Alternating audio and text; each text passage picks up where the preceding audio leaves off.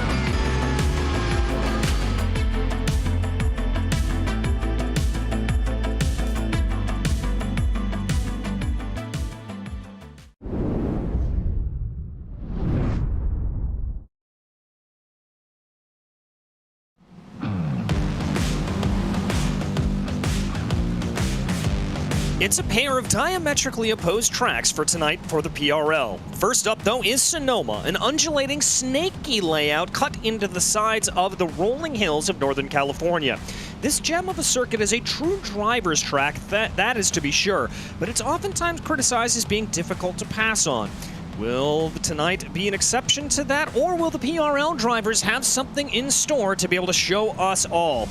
We won't have long to wait to find out as we get ready to watch the Precision Racing League's MX-5 Cup Series live here on RaceSpotTV. My name is DJ Clark, joined in the commentary booth by Joey Tebben with our director and producer Hugo Louise behind the scenes. And Joey, this Sonoma Raceway has been known for NASCAR for years. IndyCar and GT Racing have made this place a home, but how will these MX-5s handle this circuit? Well, if all you've ever seen at Sonoma Raceway is NASCAR or IndyCar, you might kind of understand that this place kind of puts the nap in Napa Valley. But the MX-5 Cup Series is some of the best racing in the world, in both real life and on iRacing. These cars are perfectly matched to basically put on a show in any track we go to. This specific layout of Sonoma should provide some decent racing. We've got a heavy braking zone into one of the wider NASCAR-style hairpins at the end of the back straight. And we've seen these guys put good races on at VIR and Mid-Ohio earlier this season, and I have a feeling that tonight will be no different. Yeah, I've got to agree with you there. We are running that extended layout, the extended hairpin that IndyCar didn't run. We've also got a good passing zone really coming down off of the drag strip, but we'll get into that a little bit time. First and foremost, it's time to take a look at the schedule. Only 3 rounds to go, including tonight, and the next 2 up. Zandvoort, gonna be another tricky affair for these drivers, but Joey, we keep circling it. Road America for the season finale. And next week, that's going to be very much a driver's track, I think. I mentioned that Sonoma's difficult to pass at sometimes. Well, even in these MX-5s, Zandvoort is certainly a tough track, and it will heavily punish your mistakes, especially considering we still have the old version of Zandvoort on iRacing. We don't have the new Grade 1 standard track that's a little bit more runoff, a little bit more banking. It is a far bigger challenge next week. And, of course, Road America will be finishing off the seasons in the MX-5s and the GT4s at the same track in 2 weeks' time. And you couldn't pick a better track for 2 season finales. Long straights, heavy braking zones. Everybody knows and loves Road America.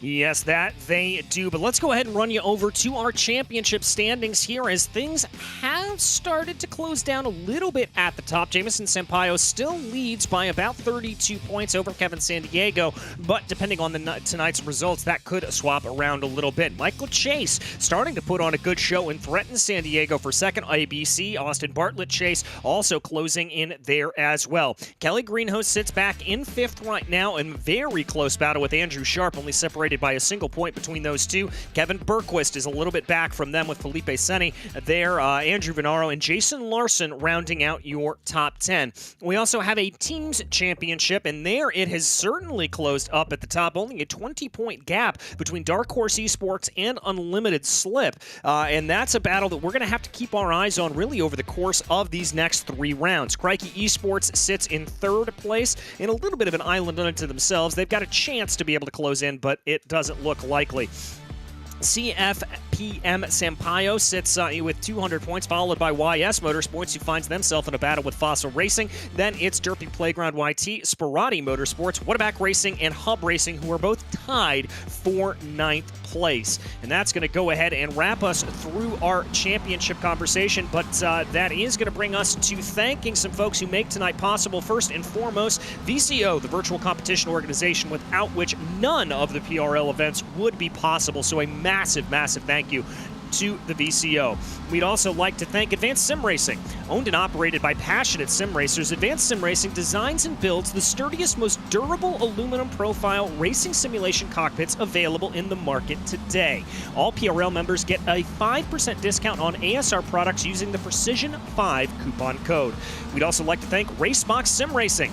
Racebox offers mid and high-end button boxes for sim racing enthusiasts, from the casual gamer up to the most meticulous sim racing driver. Competitively priced and carefully handcrafted, their button boxes are an enjoyable addition to any sim racing setup.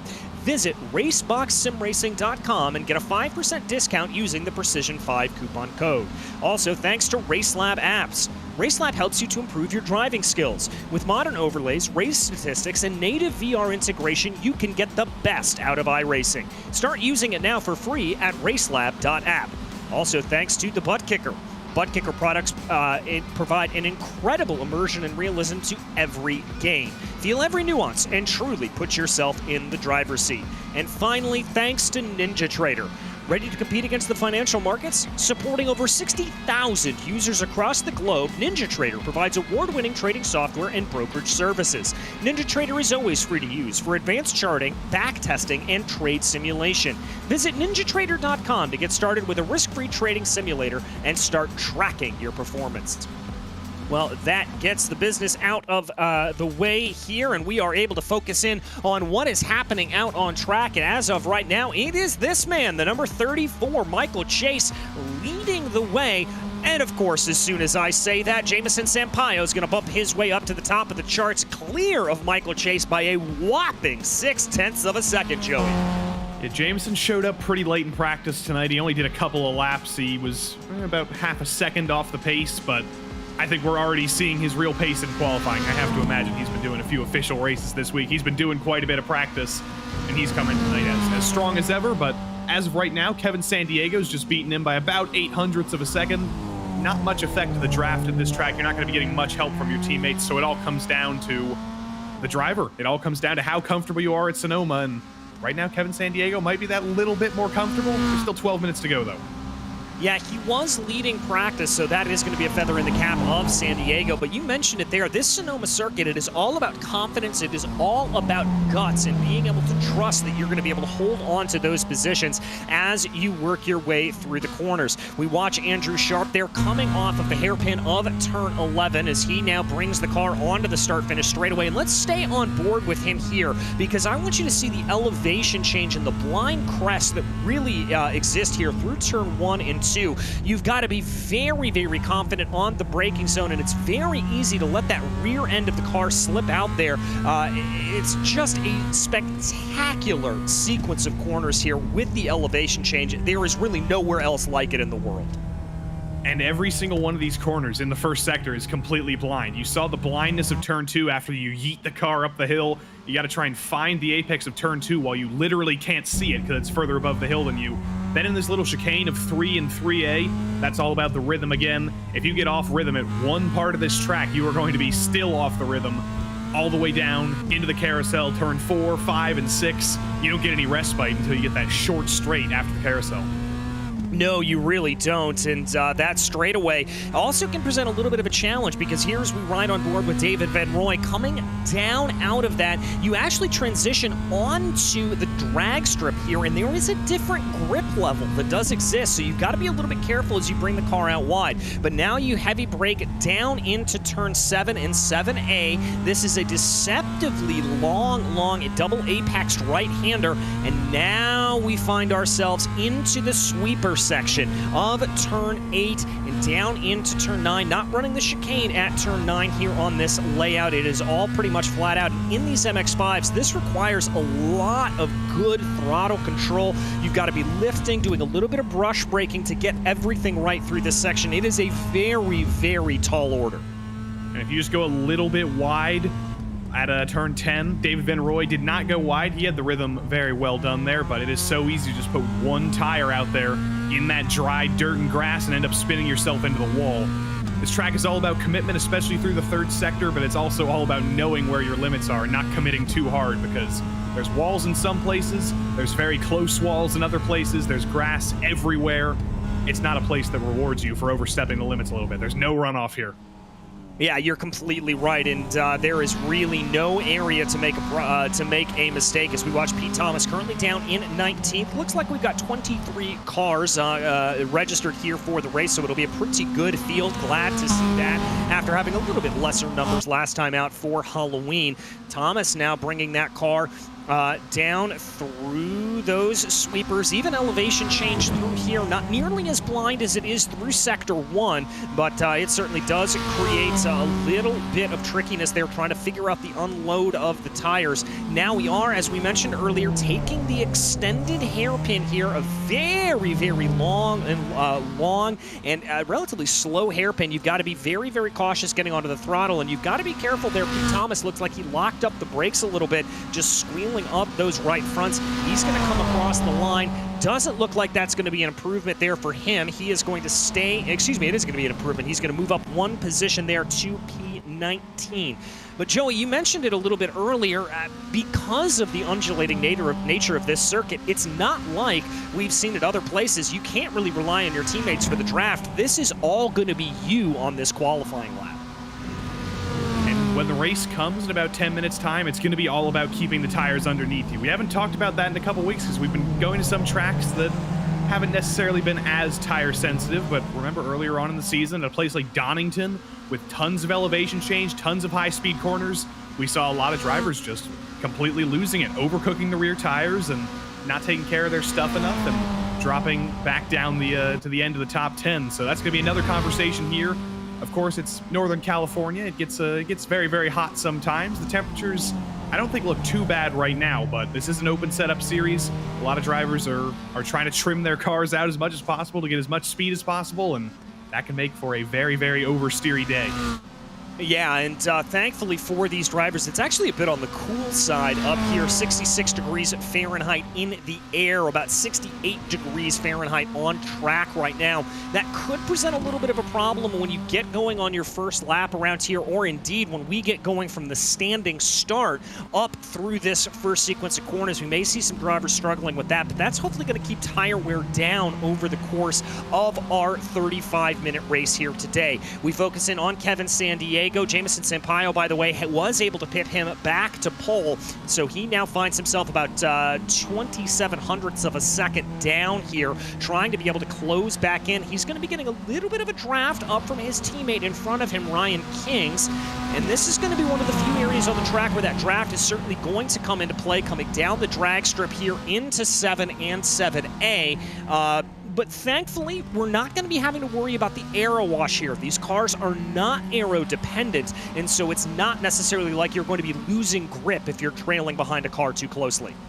No, through these S's, you should more or less be taking it exactly the same way as you would when you're all in your lonesome. And this might actually help Kevin in San Diego a little bit. He's not going to get a draft necessarily, but he does have a car in front of him to chase, and sometimes that can help you. Sometimes that's just the thing you need to draw yourself forward a little bit, and he isn't so much quicker than his teammate Ryan Kings that he's getting held up. There's still a little bit of gap between them.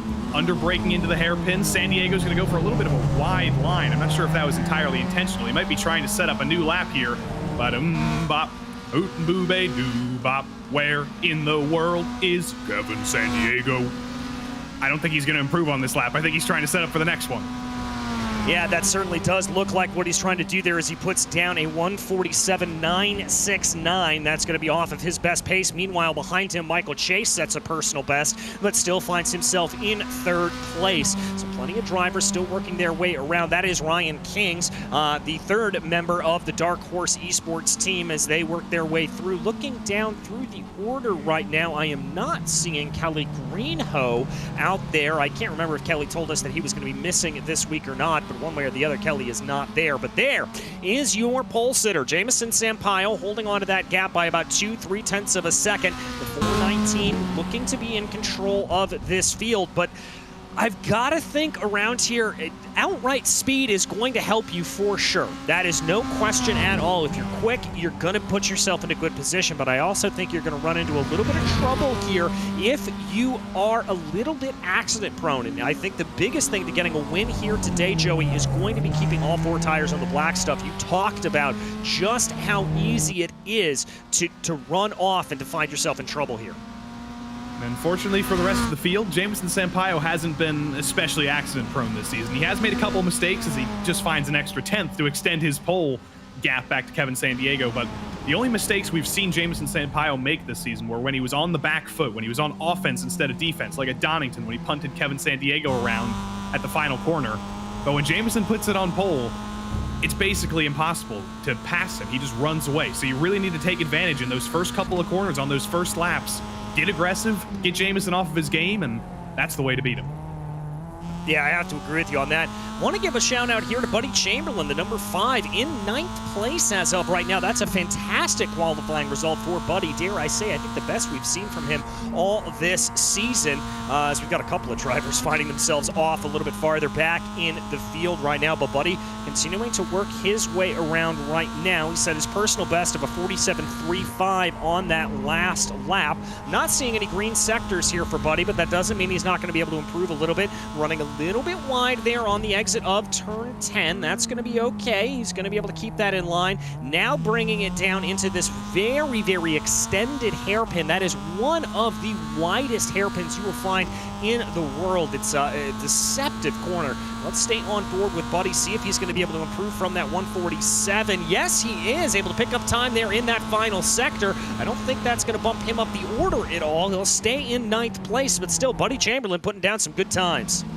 And there's definitely still a 10th or two in the tank for Chamberlain. So we might have 7th on the table, maybe even 6th, because I could point to multiple places on that lap where there were just a few little tiny mistakes. Like at the exit of the final corner, he got a little bit of oversteer, he lost his momentum, and at turn 10 as well. He went a little bit wide, had to lift out of it to not get a 1X, so there's definitely still time on the table for Buddy Chamberlain if he can just keep it a little bit cleaner.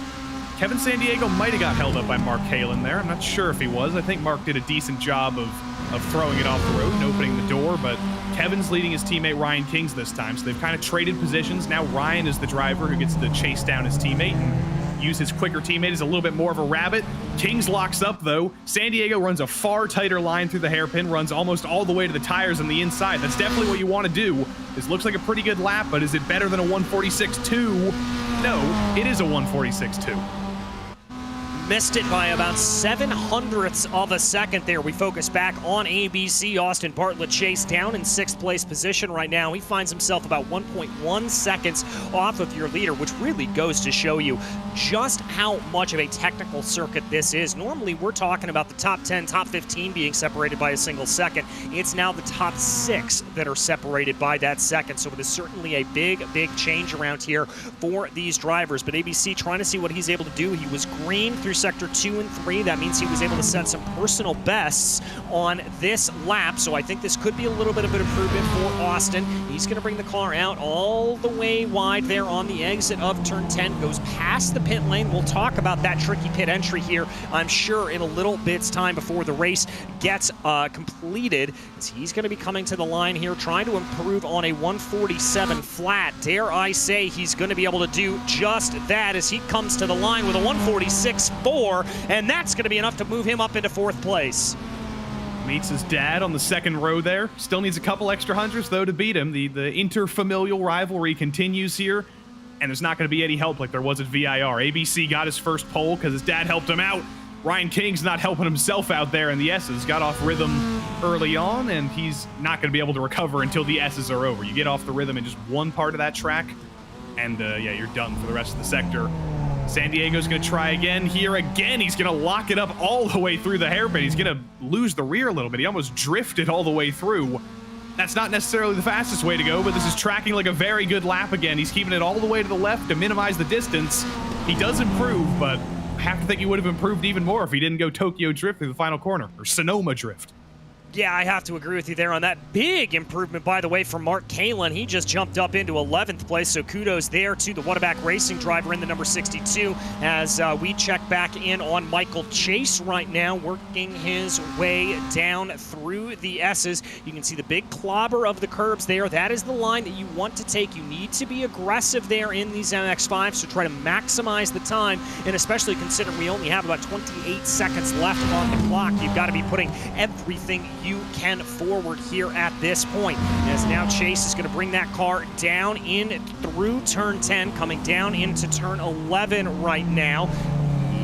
He's going to take a very aggressive line through that corner. He's about 0.5 of a second off of your leader here right now, trying to improve on a 146.421. He's going to get a nice little help of the draft here from that car in front of him. Is he going to be able to improve? No, he's going to be a couple of tenths off, and unfortunately the checkered flag flies for him, so I think that's going to be done and dusted for Michael Chase. Ryan King's the next driver to hopefully improve. And checkered flag is out. All qualifying laps will count now, so if you have been making a few mistakes over the course of this session, you still need a clean lap. This is your last chance. So Ryan King's far better on the rhythm this time. Didn't get off in the first couple of corners in the S's, so he's looking pretty good. Mark Kalin ahead of him shouldn't hold him up. He's just barely far enough ahead that I think he should be fine. King's overcooked the hairpin a couple times earlier in this session, though, so let's see if he's get the braking better this time. Yes, he is. He's far cleaner that time. Still a little bit wide on the exit. Gets a little bit of oversteer on the complete exit as well, so that's going to kill his momentum. But there could be a couple extra tenths in this, even with that mistake in the final corner. I don't think there is, though. No, too many little bobbles. Yeah, 147 flat there for Kings. He will start no better than 5th place position. We still have a couple of other drivers here to complete their lap, including the number 5 of Buddy Chamberlain, as Buddy brings his car down now through the S's, looking at the tracker.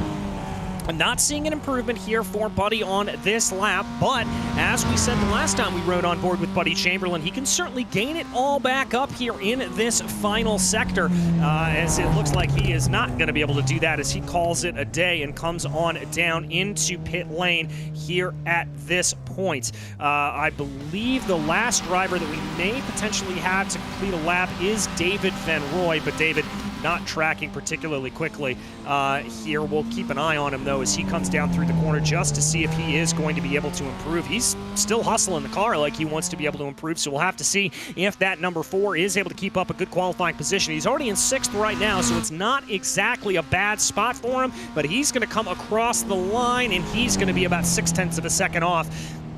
And that will officially wrap up our qualifying session here from Sonoma Raceway, and it'll bring us to your grid. Jamison Sampaio, again, will start in pole position, flanking his title rival, Kevin San Diego. Michael Chase and Austin Bartlett Chase make it an all-Chase second row, with Ryan Kings and David Van Roy in row 3. Row 4 will be Pierre Robitaille, a great qualifying performance there for the number 67, followed by the Crikey Esports driver of Ian Cabana. Then in 9th, it's Buddy Chamberlain and Andrew Sharp rounds out your top 10. 11th place will be Mark Kalin, and Jason Larson will be in P12. P13 will be Kevin Berquist for Crikey Esports, followed by the number 52 of Frank Klein. Nathan Miller rolls off 15th with Derek Putnam in 16th. Jerome Stanton will be 17th, followed by Alex Teeter in 18th. 19th will be Josh Kimball. Then Pete Thomas, Malcolm Foster, Matthew St. Aubin, and Robert Galanotto round out your 23-car field here today. And as we said a little bit earlier, it is going to be a standing start here, Joey, and with a little bit of chilly track temperatures, that could spell a little bit of trickiness coming up into these first couple of corners. Basically coming into the first entirety of the first lap, I think there's going to be all sorts of trouble potentially with drivers just trying to get their bearings early on, trying to get the rhythm, trying to get heat into the tires. 68 degrees track temp right now. you sometimes expect it to be baking hot in Sonoma when you look at how dry the grass and dirt is on the outside of the track, but I suppose it is Northern California. It gets a little bit more temperate as you move up the coast, so it's going to be cold times here in the first lap, and that's when the MX-5s do tend to bite. They do tend to bite later on in the run, though, but as always, lap 1 is critical.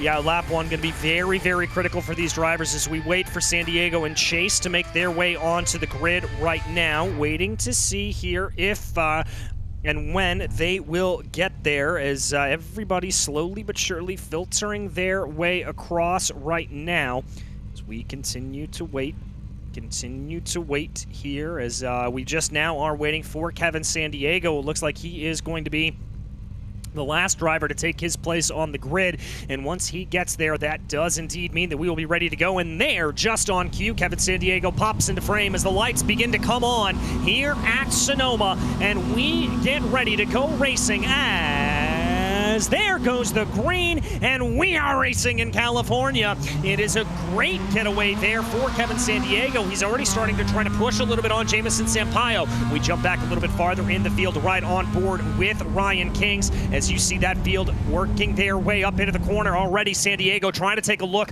on Sampaio coming into turn 1, but that didn't exactly play itself out. Looks like the first 5, 6, 7 cars are going to be through turn 1 nice and cleanly as now they work their way up and through the hill. A little bit of side-by-side here farther back in the field. I believe that's Buddy Chamberlain vying for position with Pierre Robitaille. That's going to be Chamberlain that's able to hold on to it, as that is, I think, the 62 of Mark Kalin, and it's all going wrong. They're coming out of turn 3. Nathan Miller and Derek Putnam. Somebody in our chat was asking for a Spratty Motorsport update. Unfortunately, the first update you're going to get is Derek Putnam getting spun around on lap 1, but you saw a few drivers just throw it off the road because that is a blind corner in turn 3A, the second part of that chicane. Especially when you're on cold tires, you take a little bit too much speed up there, and you're going to do exactly what Mark Kalin and Pierre Robitaille just did, and they've lost a couple positions for that, but they're still 9th and 11th, so no harm, no foul for them, but still, early days, mistakes are punished. Mistakes are most certainly punished, and they're going to have to try to come back from that if they can, as now we focus in on Pierre Robitaille trying to close down on Buddy Chamberlain. This the battle for 8th place position as they work their way through the S's for the first time. Robitaille taking a little bit of an aggressive line there. That's going to allow him to carry a little bit more speed off of the exit of 8A as now they swing their way down into turn 9, the long right-hander before they come out here out of turn 10. Waiting to see if anybody's going to be able to make a pass there. Robitaille looking particularly out of line. I think that could open up a little bit of an opportunity for Ian Cabana. No, it's going to be Robitaille that goes on the attack. Where did he come from as he sends it down to the inside of Buddy Chamberlain, and Robitaille gets the move done. The huge dive into the final corner, but he kept it on line. He kept the brakes down. He didn't slam into the side of Buddy Chamberlain. Clearly, he is just better on the brakes through that final corner, and we know he did out-qualify Chamberlain. We know he likely has a little bit more raw pace in the tank, and that was the sign of a driver who's very, very confident in his abilities through that corner, and it worked for him. Yeah, it certainly did, as now we see the drivers working their way up. Robitaille discharged there. His next target is going to be Ian Cabana up ahead of him. That's Buddy Chamberlain getting things wrong, and that's going to open up the door for Andrew Sharp as he's able to get the move done, or at least tries to get the move done coming through turn 4. Looks like they're still going to be side-by-side. This is a little bit of a precarious position. Mark Kalin sitting back in the popcorn position, looking on at this battle, and that's going to be Sharp getting offline. You got to stay a little bit more narrow than you think there through the carousel, and that is now going to allow for Mark Kalin to be the one up in challenging as they work their way onto the drag strip. Sharp runs off into the dirt on the outside. He's going to slot back into line in front of Mark Kalin. Kalin's going to have a little bit of a look coming down into turn 7. Thinks about it, but doesn't go for it. Whoa! Big clobber of the curb there for Sharp, and that's going to send him offline again. I look a little bit like Mad Mike at the Goodwood Festival of Speed, putting that Miata up on 2 wheels. But it was good save by Sharp there. Not a good enough save to keep Mark Kalin behind, but at least he didn't completely loop it around. And that's Kalin up into the top 10. This is the kind of race he needs. I don't want to jinx him because there's still 32 minutes left to go, but after how terrible the Mark Kalin season has been, a top 10 at Sonoma would be a great reward for him. I still don't want to jinx him, though. Maybe I shouldn't have even said anything.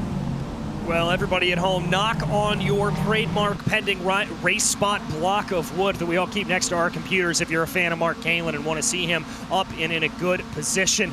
By the way, Jamison Sampaio and Kevin Sandiego just set identical fastest laps of the race with a 46.117. So they are absolutely flying out there, but we keep our eyes right now on Jason Larson, trying to close in on Frank Klein right now. Klein taking a little bit more of a narrow line up into turn 2, but that's going to play out well for him. He's going to be able to keep a nice, healthy advantage, and Larson's got to watch out from behind because Kevin Bergquist is lurking there in the background. And well, true to form, Joey, we haven't seen a lot of inability to run close to one another. We are seeing these MX-5s just all over the back of one another here early on.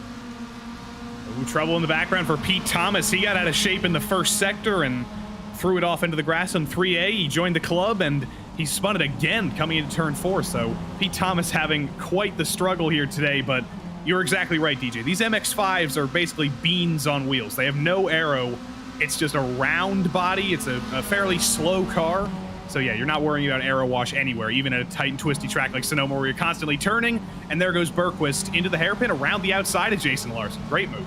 That's a very impressive move. Normally, because that is a relatively flat hairpin, you don't see a lot of moves around the outside coming to play, but that certainly did work out incredibly well there for him. So that's going to be that, as now we continue to watch them streaking their way down through the S's right now. I want to draw your attention to a very, very close battle that we have right now. Pierre Robitaille and Buddy Chamberlain, they're going to be coming down, and here comes Chamberlain trying to look back onto the inside of Robitaille. That's not going to play itself out, but now Mark Kalin involved in that conversation as well. He's going to try to push his way forward. This is a great little 3-car scrap that we have going on. Oh, we've got somebody around in the back. That's Frank Klein.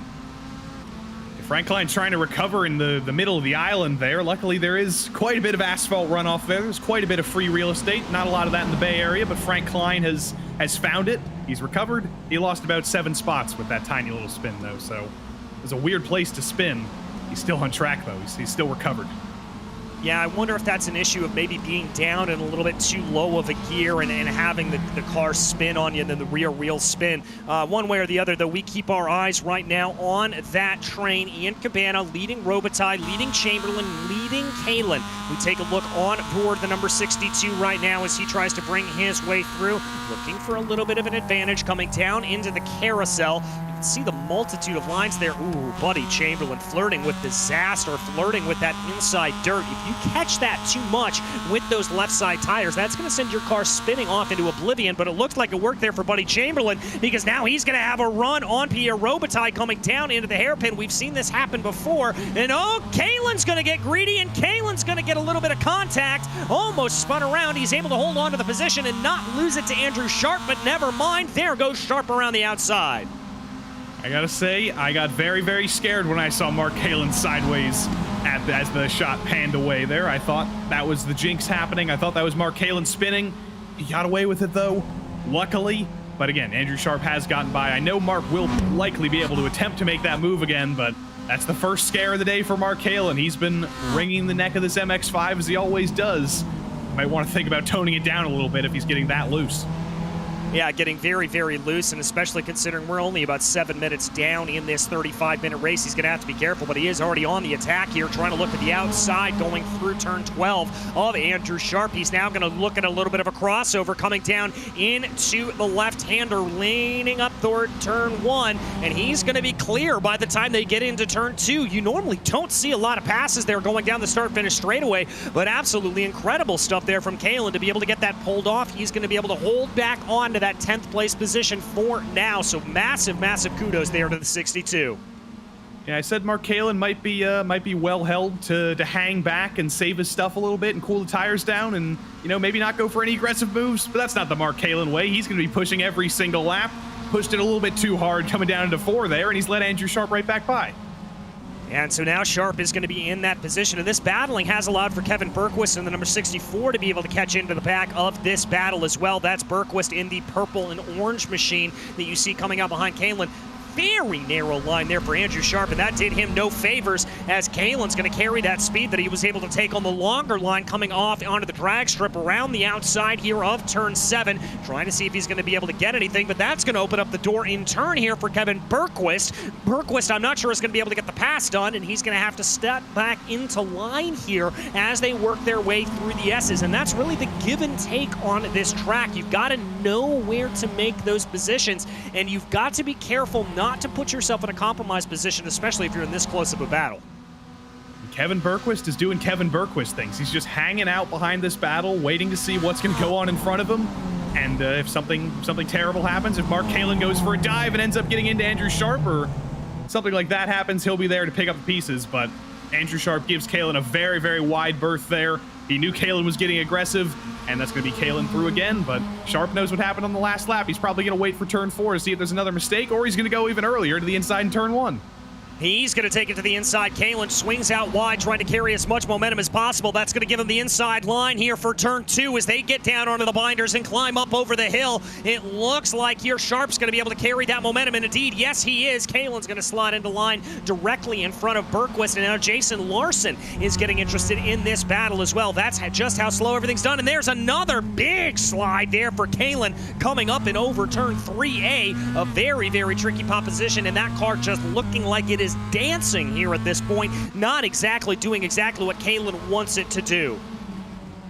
I have to imagine we'll see another Kalen move coming up into the hairpin again. He's very good under braking there. He's had a few scary moments there, but he's definitely been very strong. He's going to have a little bit of an effect of the draft here on this short straight. He's going to throw it off the road just like Andrew Sharp did ahead, or Kevin Bergquist going to throw it off the road just like Mark Kalen did ahead of him. A little bit of target fixation there, but under braking into the hairpin. Looks pretty straightforward. Sharp's going to take a little bit of a wider line. He's also having a little bit of connection troubles, which I think is going to worry Mark Kalen, but they've all made it through the hairpin clean for the first time, I think, in about 2 laps, and maybe they're thinking about calming down a little bit. Calming down in the MX-5 Cup Series? Say it ain't so. As they continue to work their way through here, Kalen closing in on the back there of Sharp. Somebody in front of them kicking up a little bit of dust. I'm not sure who that was. As the internet connection issues continue there for Andrew Sharp, that's going to be a real terror here to Mark Kalen. Kalen not going to go for the dive that we send him down there, but a big brake lock up in the back from Kevin Bergquist. Is that going to open up a little bit of a door for Jason Larson? No, it doesn't look like it. Kalen continuing to put pressure, though, to the back of Sharp here. Looks like he's not nearly as close as we've seen him through the last couple of times through this portion of the track. Remember, they swapped positions coming back on this the last 2 laps as they went. Kalen now trying to see what he's able to get as they climb up over turn 2, working down in the quick little dip here before they climb up through 3 and 3A. This is what happened on lap 1 a couple of minutes ago. This is finally solving what happened to Derek Putnam and Nathan Miller.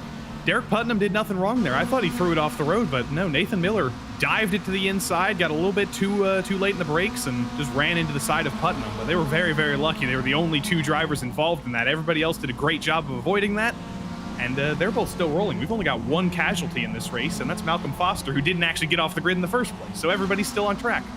Yeah, that's a really impressive feat around here at Sonoma. I would have expected a little bit more carnage at this point in the race, but it's just a testament to the skill and talent of all of these drivers here on the Precision Racing League's MX-5 series. We're going to jump you up a little bit farther in the field right now. Pierre Robitaille and Buddy Chamberlain continuing on their battle. This has really ebbed and flowed over the past couple of laps. We've seen them really trade back and forth here. I'm getting the sense that Buddy Chamberlain's just kind of waiting for the opportune moment to make his strike, and that's a good strategy around Sonoma. It's a very good strategy basically anywhere we go, but especially here when you've got a driver who's, I think, been fairly aggressive this season, Pierre Robitaille. He's made a few mistakes, but he's not been a driver who's made a ton of mistakes, but you know that if you keep him under pressure, that is the way you can make a move at Sonoma. Buddy has a good name for racing. Lots of good racing drivers named Buddy, maybe more so than Pierre, so maybe he's trying to live up to the reputation that Buddy Lazier, Buddy Rice, I don't know, a third, Buddy Baker, there's another one. He's got some good pedigree there. Well, I'm pretty sure that Pierre Gasly is going to have something to say with you after but this that's the broadcast. only one. You know any other Pierres? I'm sure there are a few that we are missing back in the annals of Formula One history, but I can't imagine there's a lot of buddies that raced in Formula One necessarily. But there might be one or two. I'm going to check. All right. So he's going to go on a little bit of a research safari here to try to find this out right now. We're going to jump you back up to the front of the battle right now, the front of the field, as Jamison Sampaio has not been able to run away here from Kevin Sandiego. This battle continues to remain pretty close. Sandiego has not let this extend outwards of about 0.5 of a second here at this point, and that's a really impressive run. We've seen Sampaio absolutely scamper away at the front of the field multiple times over the course of this season. He is not doing that here today. I'm actually honestly surprised that Kevin Sandiego has been able to stick with Jamison as well as he has, because normally when Sampaio pulls that big of a margin in qualifying, he is completely untouchable in the race. And I almost wonder if he might be holding back a little bit. He knows he's quicker than Sandiego, and maybe he's just backing off the pace a little bit, saving tires, maybe even saving a teensy bit of fuel. That once the pit cycle comes around in a couple minutes' time, he'll have a little bit of an advantage. He'll do Jamison Sampaio things that extend the gap over the course of the pit cycle, and he might be able to scamper off into the distance as well. But speaking of the pit cycle, Ian Cabana is going to be the first driver to kick it off. Yes, he is. Cabana coming down in pit lane, as is Andrew Sharp. And I've got to say here, I think potentially an early pit stop strategy could be effective for these drivers, especially considering the fact that if they come out, they'll more than likely come out in some clean air and be able to put some hot laps down. So that'll certainly help them and help their running here at this point. We focus in on the battle between Ryan Kings and Austin Bartlett Chase. That's also David Van Roy in the background in 6th. He's about 0.9 of a second off of Bartlett Chase. In this close battle that we see. This one has really been that's cooking over the past several laps. Ryan Kings was able to send a very good move on ABC, coming up through the first sequence of corners, able to get that move done, putting himself into prime position there to be able to take over that. There you see ABC running a little bit wide, coming out of the carousel. That's fine. You can carry a little bit more momentum that way. You've just got to make sure you really use it as you run down the drag strip. Ryan Kings is another driver who really needs a good race tonight. He's had similarly bad fortunes as Mark Kalin has this season, as a few other drivers have had this season. He's just had no luck in this series, in the IRO4 series on Thursday. I think you can probably count the amount of races he's finished this season on one finger. I can't remember many others he's actually finished. But he's doing very well here at Sonoma, a track where you might expect a mistake or two from a driver who's mistake-prone, but he's been very good in the first 15 minutes of this race, and I just saw Michael Chase come in as well from the top 3. And Ryan Kings as well going to be pulling down into pit lane. So early stops here from the Dark Horsepower team, the Dark Horse Esports team here coming on in. That's going to release Jamison Sampaio from a little bit of the pressure that he felt behind, or excuse me, that's going to release Austin Bartlett Chase from the one that was holding him up behind. Kevin Sandiego continuing his pressure on to the back here of Jamison Sampaio. Michael Chase coming to rest in his box. And this is a really long and frankly unique pit lane here, Joey.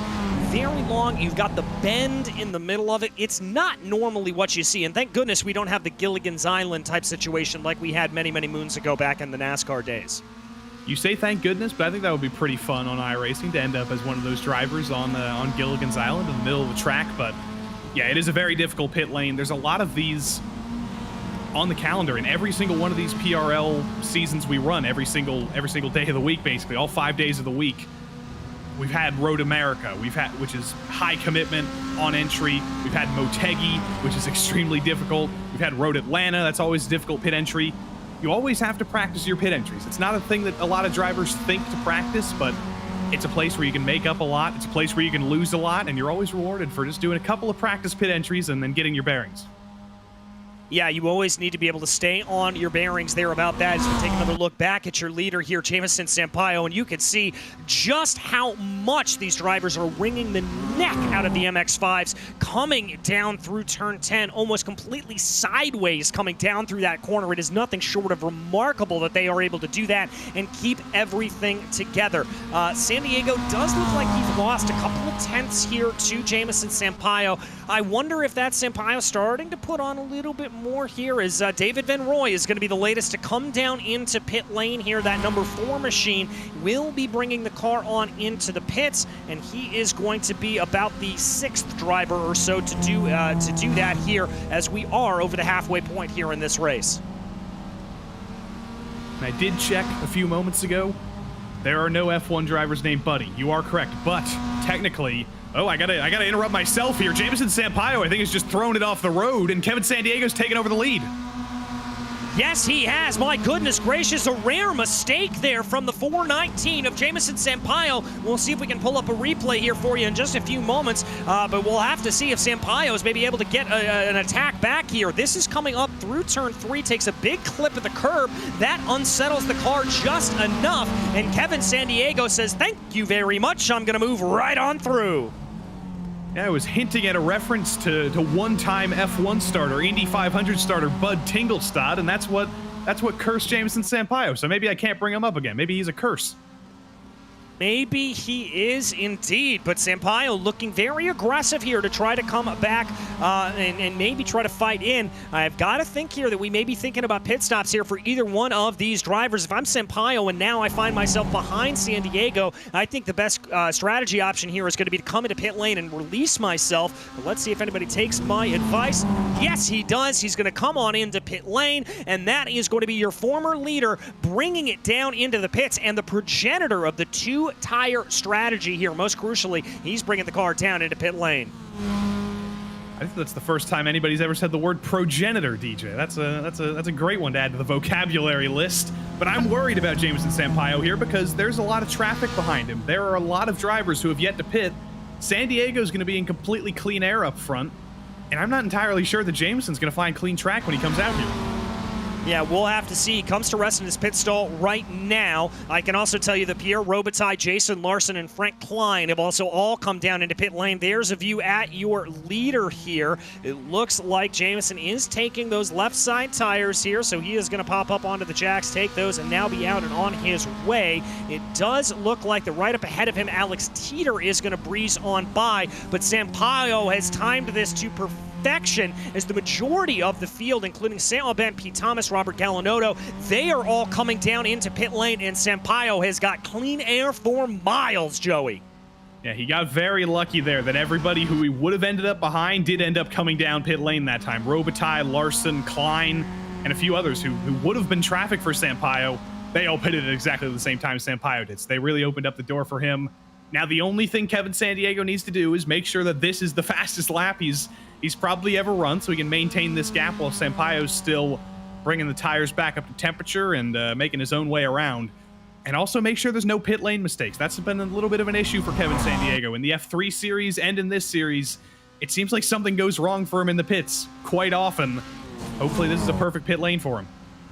Well, he committed early to come down into the pits there. He's now bringing the car around, and because of the lateness of those yellow cones, you can actually be running at speed through the first part of that pit entry. And so if he's able to carry more speed there, and you can see just how much time he is attempting to make up, taking the shortest distance from point A to point B to get his way on through. Great split screen there from our director, Hugo Luis, as you see Sampaio working his way through turns 9 and 10 right now. That is going to be San Diego in the pit box right now, getting service done, getting those left side tires taken care of. 1, 2, 3. Let's wait and see where he is able to come out. Sampaio coming out of turn 11 right now. San Diego waiting for the last drops of fuel here. He's going to be out and on his way. This is going to be a little bit close, but San Diego's got him. He's finally beaten Jameson Sampaio on pit strategy. That's not something that's happened, I think, ever this season. But now Kevin Sandiego's done exactly what he needs to do to get Jameson Sampaio off of his game. He's got ahead. He's put Jameson on offense for a very, very rare time. We'll see if he can hold him off. Last time these two were in this order, Jameson put the bumper to Kevin Sandiego, and I think he's probably thinking about those flashbacks right about now. And look at the problem, though, that San Diego ran into. That was Alex Teeter there, a driver who has yet to stop, that slowed him down and cost him up what I'm going to call about a second, maybe even a second and a half out on track. And it is now allowed for Jamison Sampaio to be right up behind Kevin San Diego here at this point. Now, the pit stop lane time here is about 55 seconds from cone to cone, which does mean that Austin Bartlett Chase will not be involved in this. But here comes the move, maybe already. Sampaio looking aggressive, looks to the outside, coming down into turn 7. He's going to try to carry as much momentum as possible. San Diego feeds him out, doesn't give him, but there is the crossover for Sampaio. Is he going to be able to hold that out? No, San Diego's got the overlap. San Diego is going to make this MX-5 as wide as it's ever been. He wants to make up as much as he can on Sampaio. The championship might be out of the conversation. Sampaio might kind of have that wrapped up with a couple of weeks to go, but San Diego still wants the spoils of actually beating Jamison Sampaio on track. Nobody has actually done that season. Felipe Senni beat Jamison Sampaio on track at Donington after Jamison literally let him by. But if Kevin San Diego can win a hand-to-hand duel with Sampaio, that'll be the first time this season that somebody's really taken him down, I think. He's got about 11 minutes and 15 seconds to try to do it as Austin Bartlett Chase and Alex Teeter both peel off into pit lane, as does Derek Putnam. That's going to be the last drivers to pit, as here comes Sampaio trying to carry more speed up and through turn 1. Whoa, almost contact there, and Sampaio already up and on through. He's already snuck it through. I also forgot that Kevin San Diego did, in fact, win at Suzuka. He beat both Senni and Sampaio that week, so he does have history, but he's already lost the lead to Sampaio in turn 1. And now I'm thinking maybe, was Sampaio holding anything back in the first stint of this race? This is really going to tell us that. Is he going to release his true pace here with 10 minutes to go? He very well might. It looked like he put on the afterburners there coming across the start-finish line, and that may be just enough to be able to get himself out and on ahead here. We continue to follow this battle as it is one of the closest out on track right now, and Sampaio trying to build on what is about a 3/800th of a second gap right now. But here comes Kevin San Diego. He's going to get a nice little heaping of the draft here coming down into turn 7. Are they going to be able to get anything here? No, it looks like San Diego's not going to be able to do anything, but he is able to close the gap a little bit as they swing their way through turn 7A. If Kevin can stick with him through the S's here, keep the rhythm right, he might have a shot to dive into the inside in the final hairpin, but you can see through these S's that Sampaio is very, very strong. San Diego clips the curb a little bit there, but he doesn't actually lose any time. He was high commitment there. He's actually made up quite a bit of time on Sampaio. Then through turn 10 here, almost flat out, just a little bit of a lift. San Diego gets a little bit wide, though, lifts a little bit too little, and ends up having to lift a little bit extra to compromise in the exit of the corner, not go completely off. He is keeping Jamison Sampaio under pressure. I think this is definitely legit how close they are, but it's going to be tough for San Diego to make that move. I think he made contact with the tire bundles there, Joey. I think there was a little bit of contact with Kevin San Diego. There was a whole lot of brake smoke that came up from the car, and I think that was Kevin San Diego making contact with one of the tire bundles. The gap here would suggest that, as he's fallen back to about 0.5 of a second. It would be very, very close if he did. It was clearly a glancing blow if he did, but nevertheless, that was incredibly close for Kevin San Diego, and it shows you just how hard he is pushing here at this point.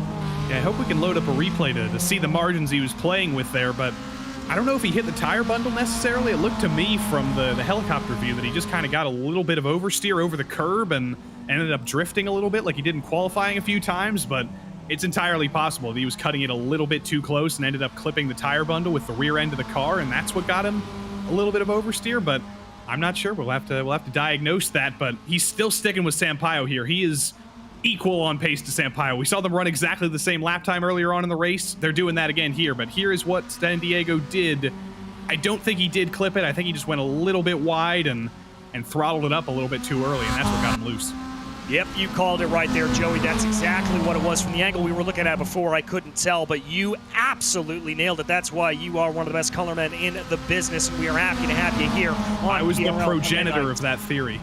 Ah! progenitor. It changes now, and everybody's going to start to use it, I'm telling you. As we continue to watch here, San Diego really wringing the neck of that car. You can see it getting a little bit squirrely there coming down through turn 10 as he's going to close down a little bit. The gap now under 0.4 of a second once again. It was up at about 0.6 of a second about a half a lap ago as they bring their way now down across the start-finish line and across the stripe. It's under 2.5 of a second. I don't think San Diego's going to be close enough here to really send a move up to the inside. He's certainly going to try to roll that momentum as much as possible, but he is putting pressure to the back of Jamison Sampaio.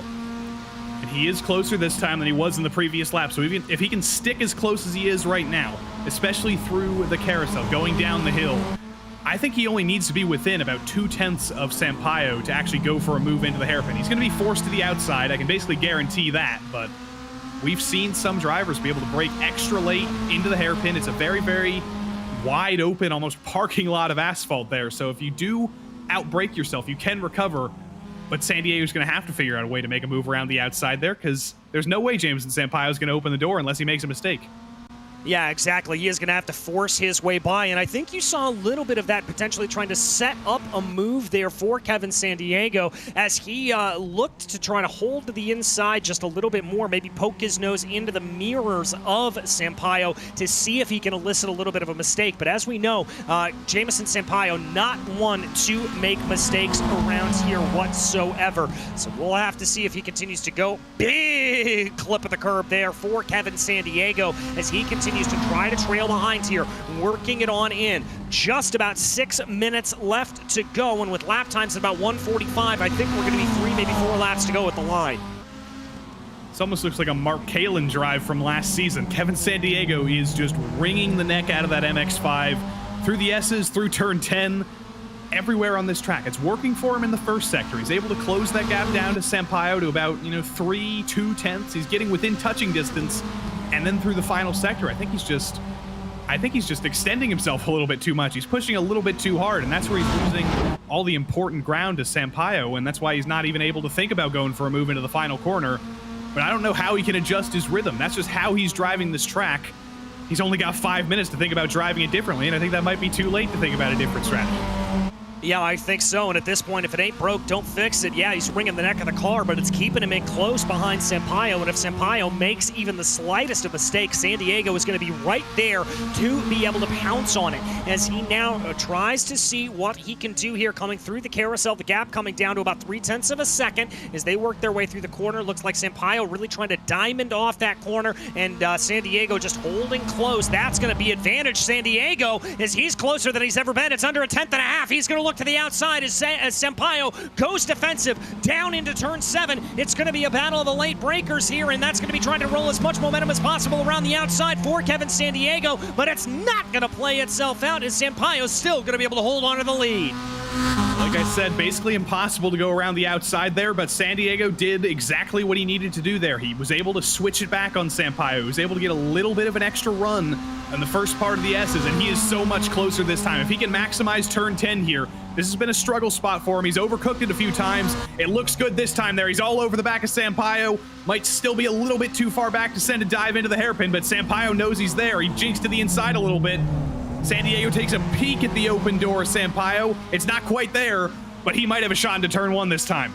He might have a shot indeed. The gap is under 0.2 of a second, which is the closest it's been as they streak over the line here at this point, down to 1/10 of a second. This could be the move. He's going to muscle his way down to the inside of turn 1 as he's going to fling the car up the hill. Here comes Kevin San Diego, but Sampaio fights back. They come into turn 2 side by side as they try to carry this out over the hill. They're still going to be side by side as they work their way up into turn 3. It is going to favor the 88 here as they come back up through 3 and now 3A, and it's Kevin San Diego up into the lead of the race, but Sampaio not done with this yet. Yeah, Jameson's not going anywhere. Kevin San Diego might have the lead now, but you do not shake Jamison Sampaio off of you, and Jamison is as close as San Diego ever was to him. Down through the carousel, he's going to be within draft range again. He's going to have to try and basically replicate what San Diego did to him a lap ago. Go to the outside in the hairpin, then hope for a switch back into the S's, and hope you don't make the same mistake you did in the last lap and lose a little bit more ground. Sampaio's trying to go to the inside. San Diego says, absolutely not. I'm going all the way to the right here. You will be going around the outside, Jamison. And he's later on the brakes than San Diego, but he's still not able to do it. Yeah, and a good defensive move there, just pushing Sampaio a little bit out and out to the outside, coming through the hairpin. Great heads-up stuff there from Kevin Sandiego, as now they work their way through the S's, through turn 8, down into turn 9 right now. Sampaio is continuing to hunt behind, waiting for that opportunity. He's got it down to about a 1/10 of a second. I've got to think we're going to see a little bit of a dive here, maybe coming down into the final hairpin as they continue to work. Now the gap expands up to about 2/10 of a second. Could this be a little bit too far back for Jamison Sampaio? That's exactly what it looks like, but he's going to take a slightly later apex into the corner to try to maximize the speed, but it looks like the narrower line there for Kevin Sandiego is going to play off. They're going to run to the line right now. 2 to go, the signal from Barney the Flagman. I have no idea who's going to win this race, and I think that's the first time this season I've been able to say that, which is pretty incredible. This has easily been the duel of the season, and both Sandiego and Sampaio have passed each other. Both of them have made mistakes before. It's down to whichever one, I think, makes the least mistakes in these last 2 laps. Whichever one can keep it online. It's been very, very difficult to pass, but there goes Sandiego almost throwing it off the road over 3A. Both of these guys are pushing 100% here, and this might end with an MX-5 off the road. It very well might, and frankly, that mistake that we saw from Sandiego was saved by the fact that Sampaio got a little bit sideways coming up and over the curve. By the way, the picture-in-picture that you are seeing right now, that is Matthew St. Aubin trying to hold off Derek Putnam and Alex Teeter there behind them, so we're going to continue to try to watch that, but here comes Sampaio again. He's going to have to go around the long way of the hairpin. He knows the defense that Kevin Sandiego is going to try to launch on him here as they launch down. Again, Sandiego trying to force Sampaio out wide, covers off the inside there, so he's not able to get the crossover. That's a good play there from Kevin Sandiego. He's going to be able to continue himself along here, but a little bit of an error there from Kevin Sandiego. The car getting all kinds of cockeyed, but he's able to keep it pointed the right way. He's going to keep continuing on here. The gap 3/10 of a second as they work their way through 9 and 10 and down to the white flag. Both drivers got a little bit of a drift on there in the middle of the S's. Sampaio way better through turn 10 this time, but again, he's just a little bit too far back. 2/10 is too big of a gap to be able to dive it into the hairpin. Sandiego knows that. He doesn't even have to defend to the inside. He's a little bit wide, though. Sampaio gets to the inside. Sampaio spins. He saves it, but that's going to be him out of the battle for the lead, I think. I think it is as well. Sampaio just getting a little bit too greedy there, trying to get onto the loud pedal a little bit too hard, and that is enough to send him around as we now take a look at that battle back down for 13th. This is absolutely crazy, as that is Putnam there in the 71, holding it out around the outside. Matthew St. Aubin trying to be able to close back in a little bit, as there you see on your screen Kevin Sandiego. This gap now 6/10 of a second up at the front of the field. But Sandiego has got to keep on his game, because in the series of about 2 corners, Jamison Sampaio has already closed that gap down to about 2/10 of a second. Yeah, with any other driver, about a 1-second gap coming to the white flag would probably be a pretty comfortable margin, but Jamison Sampaio has just flung this car through the first sector. I think that might have been his fastest first sector of the entire race, because that was incredible. He was about 6/10 faster. He's not going to be close enough to Sandiego this time to go for his usual move of going around the outside and then switching it back, but if he can stick with Sandiego through the S's, we know Sandiego's had trouble through turn 10. This definitely isn't over. No, it certainly is not over. The gap down to 4/10 of a second as they come out of turn 7A for the final time, working their way through 8 right now into the sweepers that constitute this part of the track, coming down through turn 9, past the chicane there. The gap now under 3/10 of a second. Sampaio continuing to try to close in, seeing if he's going to be able to do it. There they come out of turn 10. That's Kevin Berquist up ahead of them. Immediately a little bit of a defensive line there from Kevin Sandiego. He knows that the attack could be coming. 3/10 of a second, holds down to the inside line. Sampaio sending everything that he's got down to the inside. The gap, 2.5 of a second. Sandiego going to try to pull this out. He comes out of turn 12, and he will take victory here at Sonoma by the merest of margins. Best race of the season, easily, no question. Absolutely the best race of the season. The 2 best drivers of all season just going at it for the entire race. That was just absolutely incredible to see. It's also incredible to see Ryan King's back on form in P4, and look at this. Who else is on form? He's going to make a move through the final corner, but he's going to get checked up by Robitaille as a slowdown. Kalen's going to make a move, but he's also going to lose another spot. He's going to finish P8, but Buddy Chamberlain just made 2 spots up there.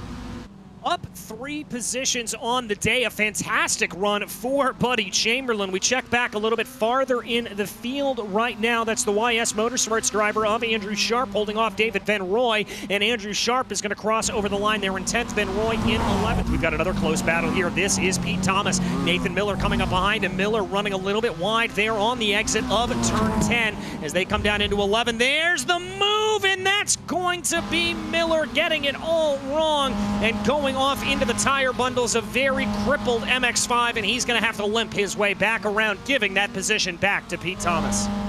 That was like a Tony Stewart move in 2016, but that wasn't for the win. That was for 16th. So I'm not sure why he got that aggressive, but you know, you like to see it. You love to see a guy going for an aggressive move like that, and he is going to be able to cross the line. So tough day for Nathan Miller, but at least he crossed the line. That's better than a few drivers were able to do at the back. Yeah, as there is Robert Gallinotto, who will come home in 18th. We wait for Kevin Berquist here to come over, but that will bring us to our final finishing order, as it was Kevin Sandiego in the most thrilling of circumstances, able to take victory over Jamison Sampaio with Michael Chase a quiet podium position. Ryan Kings was in P4, followed by Austin Bartlett Chase. Buddy Chamberlain up 3 on the day to finish 6th. Mark Kalin in 7th, followed by Pierre Robitaille, Ian Cabana, and Andrew Sharp to round out your top 10. It was David Van Roy falling down the order, unfortunately, down 5 positions to finish in 11th. Then it was Jason Larson, Derek Putnam, Matthew St. Aubin, Alex Teeter, Pete Thomas, Nathan Miller, Robert Gallinotto, and Kevin Berquist, the last driver to finish on the lead lap. Frank Klein was unfortunately 3 laps down. We now get into some of the drivers that had a little bit of problem out there, including Klein, Stanton, Kimball, and Malcolm Foster. But we are joined here as of right now by your winner. My goodness gracious, talk about a last couple of laps. Kevin Sandiego, that was a masterclass. Yeah, man, thanks. That was had me sweating for sure. It was a lot of fun though at the end. Well, it certainly looked that way, and I want to talk to you a little bit more about that end of it. But in the first stint, we were maybe theorizing if you were saving a little bit of fuel, if you thought that the Jamison was saving some fuel, if there were a little bit of gamesmanship going on there. Were there any games being played, or was that both of yours just outright pace in the first stint? I mean, I was giving it 95% for sure. You know, I had to slow up a little bit because of the draft, but so I probably did save a tiny bit of fuel, but for the most part, I was going full out. Well, then let's cut to the end. You get out of the pits just in front of Jamison. Jamison's able to retake you in a couple of laps, and from there on out, it was just full attack for you. It looked like you were choosing your moments carefully. Was that the case, or were you just hoping for anything to come your way?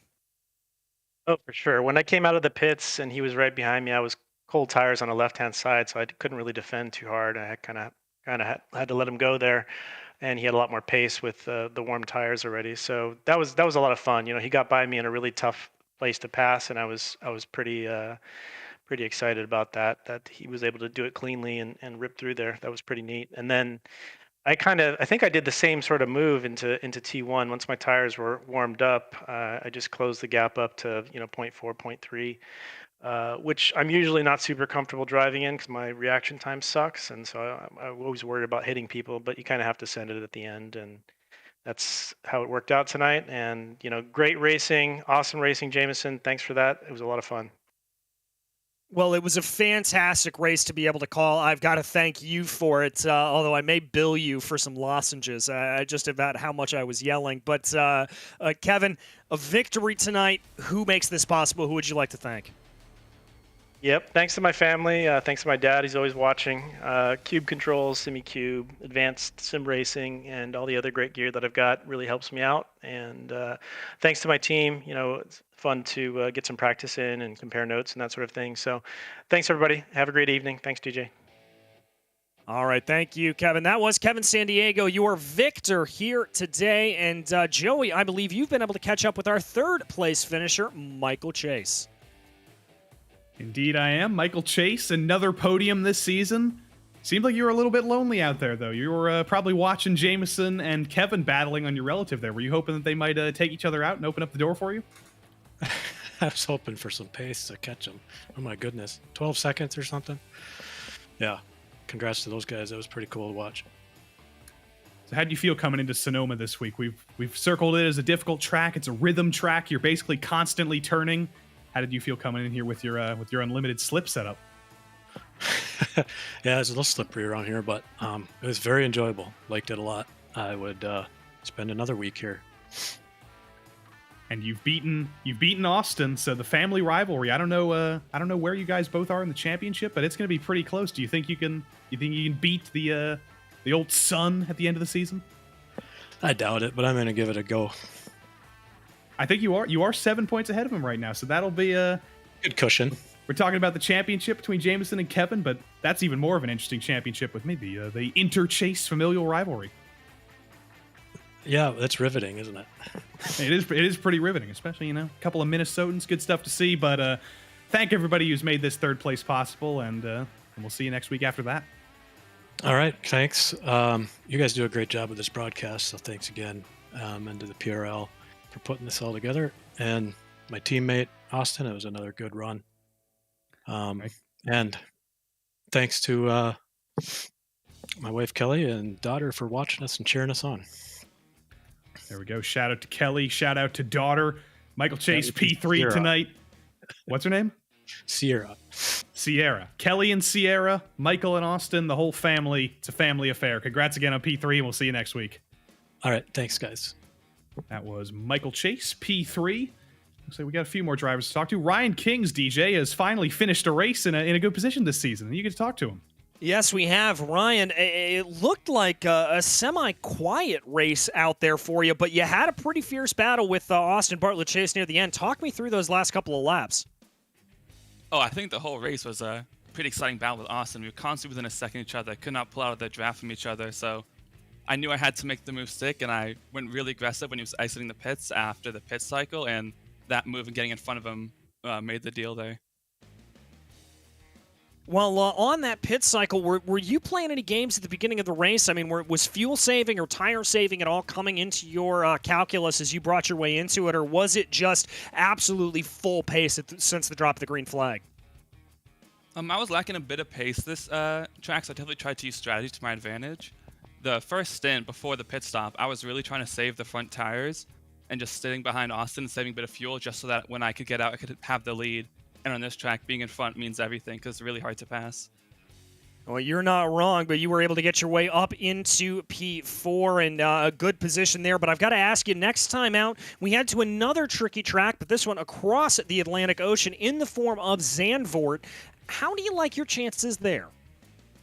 Well, I've never raced on that track in anything besides an F1 car, so it'll be pretty interesting to drive something with such a different element of speed. But I'm looking forward to it, and I'm really hoping that these last two races I can finally get another podium for this season, because I've been really trying to turn my luck around. Well, my friend, I wish you all the luck in the world when we get there. And anybody you'd like to thank, though, for tonight? Well, just my teammates. Kevin, again, just really helpful giving me the draft, every qualifying, getting me those good qualifying positions, and also helping us a lot with setup. So Kevin and also my teammate Kelly unfortunately couldn't make it today. All right. Well, Ryan Kings, thank you so much, and congratulations again on the fourth place. Thank you. All right, that was Ryan Kings, your fourth place finisher. And it looks like, Joey, you've got a quick catch-up here with Mark Kalin. I can't believe it. I'm talking to Mark Kalin, and he didn't end the race upside down or in the wall or backwards, or what the heck happened? How are you seventh? A lot of hard work, a lot of beating and banging, and yeah, just, finally got one finished here, going the right way. Is this the Mark Kalin season turning around finally? Is it finally over? Are we finally in the good part of it? Man, I hope so.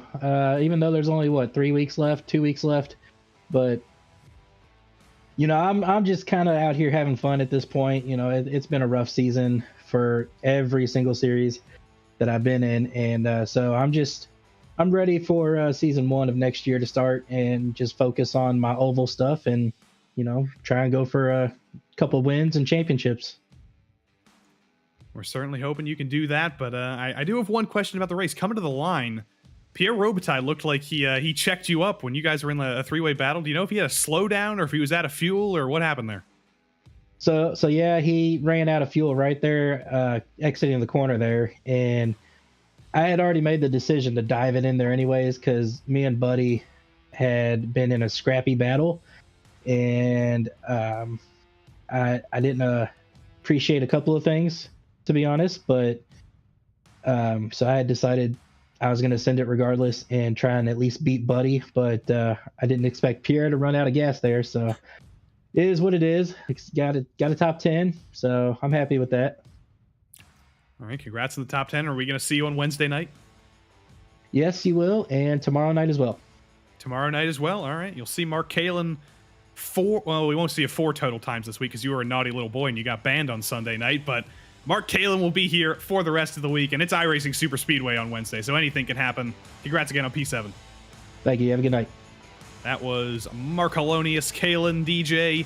Next week, we already saw Ryan Kings talk about it. He said he's only driven an F1 car at Zandvoort. He's in for quite a shock because it's an MX-5 and it's also a completely different scan of Zandvoort.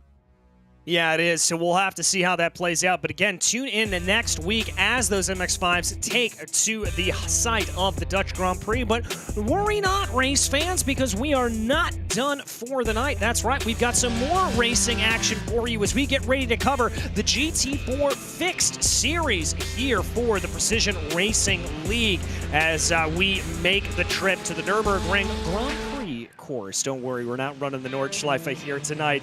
So that is going to be a little bit of a saving grace, at least for our commentators. They don't have to remember all of the corner names. But in this championship, it has been a very, very hotly contested battle up at the top of the charts. Let's go ahead and take a look at the calendar, and we'll show you what is still yet to come here in the final 2 rounds as we head out to Mid-Ohio next time, and then end the series at Road America. A little bit of an IndyCar theme to wrap out the season, Joey.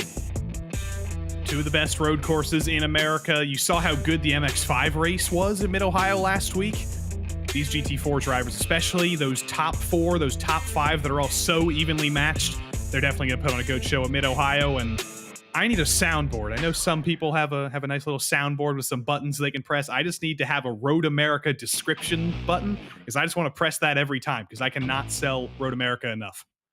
Yeah, nor can I. And as promised, let's go ahead and take a look at the championship standings here for this series. It is Michael Diaz up on top, but only by 7 points over Adam Brockway. Francis Castillo-Romero still in that conversation as well, as is Justin Ream. And don't count out Patrick Bachelard as well. He's been able to stealthily move his way up through the order there. So the top 5, that could certainly change around here, and we could see some changes in these final 3 rounds. Outside of that, it's Dean Giroux locked into a close battle with Chase Brown. Fernando Yaquez closing in there as well. Owen Watts and Jean-Marc Tremblay are the drivers that round out your top 10.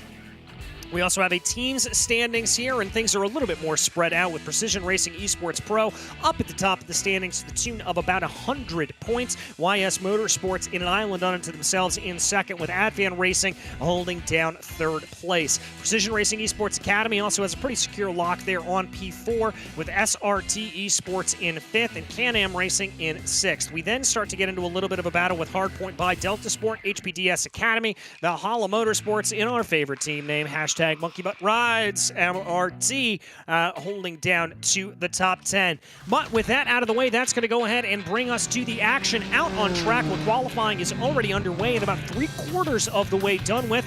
Michael Diaz in the BMW for Precision Racing Esports leads the way right now over Justin Ream, Adam Brockway, and a newcomer here, Jose Lockwood. In the Mercedes, Marvin Frias, Frankie Arvello, Fernando Yaquez, Patrick Bachelard, Francis Castillo-Romero, and Dean Giroux round out your top 10. I'm glad we have Jose Lockwood in the field because my alter ego is Jose Awkward, so I think we'll work together well. Well, there you go, and hopefully we'll try to get to the bottom of that and see if your alter ego and he have ever been seen in the same room at the same time. We are still waiting for confirmation on that. But right now, Joey, this track, it's a modern Grand Prix circuit. There's some good paved runoff that you're able to take to, plenty of good overtaking opportunities around this circuit. And I think crucially here, we are running a little bit of a tighter chicane, I believe. We're not running the World Endurance chicane, so it is that tight chicane at the end of the back straightaway, which can limit a little bit of overtaking, but at the same time, though, it will reward those who are very, very brave on the binders. I think it kind of does the opposite. It's a better opportunity for overtaking. It's also a more dangerous place for overtaking because it is so tight through that chicane. There's a tighter braking zone, so you would think it's a better place where you can just send it to the inside, you can go for a dive, you can make a move, but then you also have to deal with going 2 cars wide through the chicane with very, very thick curbs. So it's kind of a trade-off there. It's always a desperate thing to do to go for a move there, but if it comes to the last lap, I hope you've had a little bit of running going side by side with another GT4 car through there because it gets very, very tight. Yeah, it gets very tight indeed as we rode on board with Adam Brockway there through the setting sun right now. It is just about 6:20 p.m. virtual standard time as Brockway was unable to improve from his 3rd place position, but I can tell you that Michael Diaz was able to improve up and further his lead up at the top of the field. He now leads by about 3.5 tenths of a second in that BMW. We talked a little bit about the BMW straight line speed here in the GT4 series. It looks like that's going to play out once again. Thankfully, not too many big curbs that they have to worry about, which has kind of been the bane of their existence earlier on in the season. So we'll have to see if that maybe will be a boon to Diaz and the rest of the teams that are running the BMWs. Adam Brockway's able to ride that outside curb a little bit and the exit of the hairpin pretty well, or Dunlop, I should say. I don't know all the corner names at the actual Nordschleife. I'm no Peter Mackay, but I think I can handle the GP corner names. There's only about 10 of them, so I think I should at least have those in the bank for me. You don't need to know the corner names, though, to know that Adam Brockway overcooked turn 11 there a little bit, lost quite a bit of momentum. This corner's more critical, though. Turn 12, trying to get on the throttle as early as you can, because you've got basically the longest straight on the track here to accelerate the full brunt of that Aston Martin. As he works his way now through the advent curve, bringing it down into that aforementioned chicane. As he gets onto the binders here, you can see that very, very tight GP layout. So much for not taking that many curbs there in the BMW. He really cooked it up and over as Brockway now going to bring the car down into pit lane. We talked about the tricky pit lane there at Sonoma. This is another one that's very, very tricky. Coming down to the inside there, it's a narrower radius for these drivers, and it can certainly catch you out if you're not careful. Just like I talked about earlier tonight, you've got to practice your pit entries. At a place like this, it's kind of the opposite of Sonoma. Instead of being a wider radius around the corner, it's a tighter radius inside of the corner.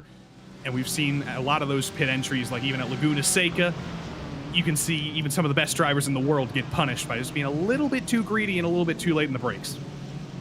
Yeah, they certainly can. We watched the number 17 of Michael Diaz working his way around. That's going to be his teammate, Francis Castillo-Romero, tucked in behind him, and Fernando Yaquez, as well as Marvin Frias. They're working their way through the Mercedes Arena section right now, bringing the car out of the curbs and back out onto the little straightaway that leads down into Valvoline. These fast sweepers here, they're not nearly as slow as you think they would be when you look at them on the track, and that's partially because of the pretty severe camber that does exist on those corners. They're good on-camber corners, as well as the fact that you're running downhill, and that'll really be able to help you to maximize that speed, bringing you down here to the longest end of the track, the Dunlop hairpin, as the checkered flag does fly here for qualifying, and Justin Ream is able to bump his way up into P2 right now, closing the gap between himself and Michael Diaz to about 13 hundredths of a second, but still not close enough to be able to close in on this number 17 BMW.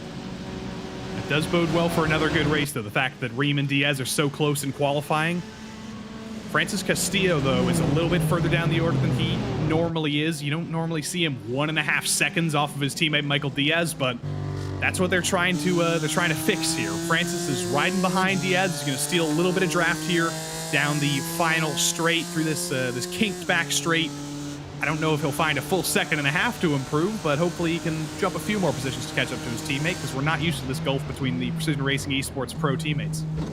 No, we're certainly not there, as you see the big helping of curbing there that Francis did take coming through that portion of the track. Thankfully, that is a low speed corner, and so it's not going to upset the weight of the BMW nearly as much. But watch for that to be an area potentially that the BMWs may struggle a little bit, as here they all come to the line trying to work their way out. Let's see if anybody's able to improve here on this last section. It does look like Francis Castillo-Romero was able to put in a better time of a 2:05.424, but that's not going to be enough to move him up the charts. Here is Dean Guru. working his way out, trying to improve on a 205.663 in his BMW. He's going to come to the line right now. A 205.9, not going to be an improvement there for the number 44, unfortunately. As we look back through the rest of the field here, and I think that's everybody just about done and dusted. And so that'll go ahead and bring us to our qualifying order for today's race. As we get ready to bring you that here in just a few moments' time, we get a beautiful overhead view of this Nürburgring circuit. It is going to be Michael Diaz in pole position, Justin Ream flanking him to the outside. Then it'll be Adam Brockway and Jose Lockwood, followed by Patrick Bachelard and Marvin Frias rounding out row 3. Row 4 is going to be Frankie Arvello and Fernando Yaquez, then Francis Castillo-Romero and Jean-Marc Tremblay to round out your top 10. And 11th, it'll be Dean Giroux, followed by Darren Rutherford for Valhalla Motorsports. Then it'll be Artie Mercedes and Eric Palacio. Drew Litke will be in 15th, followed by William Brennan. Brett Puncari starts 17th with Joe Perguyo in 18th. 19th is Matthew Wyckoff with Brian Hoskins in 20th. And Liam Park and Nicholas Colander rounding out your 22-car grid here today. Well, Joey, a modern Formula One circuit. We haven't really been to all that many of those this year in the GT4 series. What do you think we can expect? Well, you can expect a little bit more margin for error than some of the other tracks we've come to this season, because there is that little bit of grade 1 style asphalt runoff in some places, but also it's still the Nürburgring. It's still a track that was built before the dawn of the modern circuit design, so it's very, very tight and twisty. There's a lot of natural terrain. There's some cambered corners that can catch you out, especially in the first stadium section, so while it might be a grade 1 track, while there might be some asphalt runoff, it is still a track that can punish you for mistakes, and it's still a track you got to be careful in the first couple laps. Yeah, you've got to be very, very careful, although track temperature is about 93 degrees Fahrenheit, so not too terribly chilly as you see the field lining up there onto the back straightaway. It will be a short pace lap here for these drivers starting just before the advent curve. So that will be good news for them. We won't have to wait too long for them to be able to get that minute.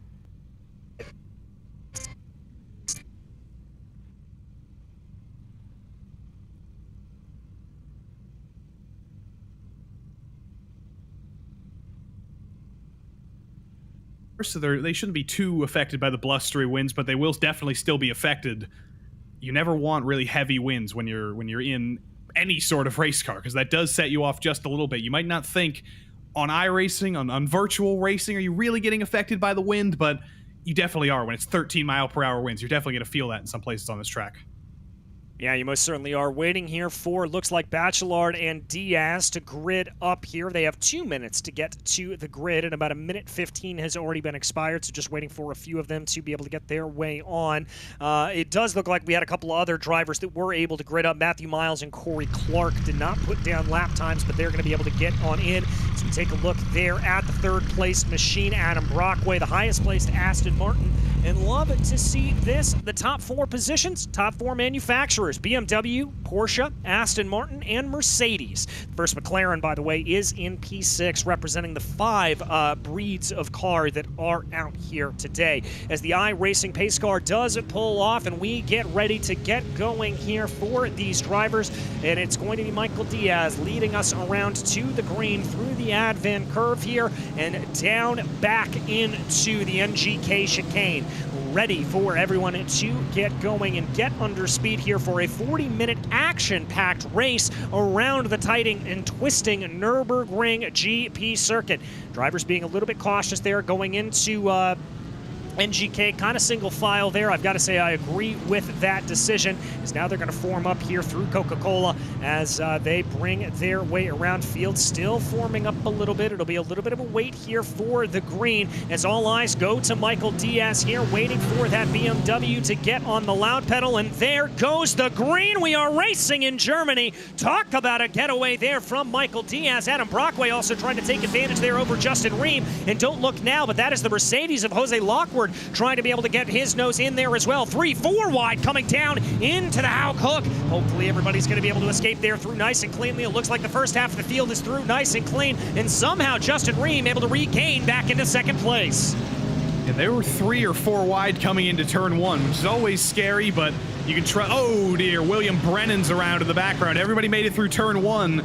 But turn 2, that's off camber coming into the stadium section, and I don't know if William Brennan got any help there, but he definitely did get a little bit of help after the accident. I think Matthew Miles might have clipped him. Yeah, I think he may have as well. We check back in on Adam Brockway right now, running third, started third. Despite all of that fanning out that we saw coming down into the first corner, these drivers able to keep everything nice and clean. The gap's relatively small up the front of the field, 0.4 of a second, 0.5 of a second, 0.3 of a second, separating your top 4 right now as they dive down into Dunlop here for the first time. Not necessarily an overtaking zone. I saw Yaquez maybe getting into the back there of Marvin Frias, but I think everybody's through nice and cleanly as now they work their way through the Michael Schumacher S. Whoa, I think that's Marvin Frias. No, that's Lockwood. That's Lockwood losing it, and he's going to collect Fernando Ajaquez with him. And Bachelard's going to pile in. Arvelo's got to go off the road, and they're still piling. Jean-Marc Tremblay, that's about 5 cars.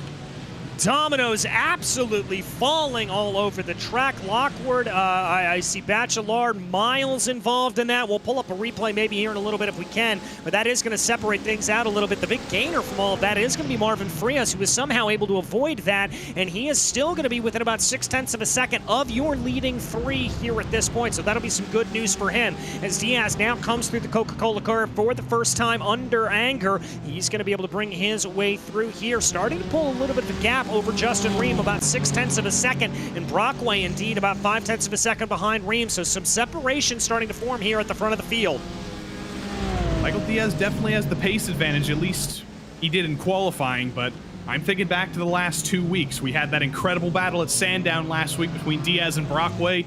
We had an incredible battle the week before at Sebring between Diaz and Watts and Ream. So these are all 3 drivers that have been very, very evenly matched this season. That's why they're all the Titans who are fighting for this championship. Sometimes, though, we do get into a little bit of a holding pattern in the first stages of this race. You have to wonder, is Ream really going to be using up all of his stuff before the first pit cycle, or is he kind of content to hang back a little bit here in Diaz's tracks and just stick with him?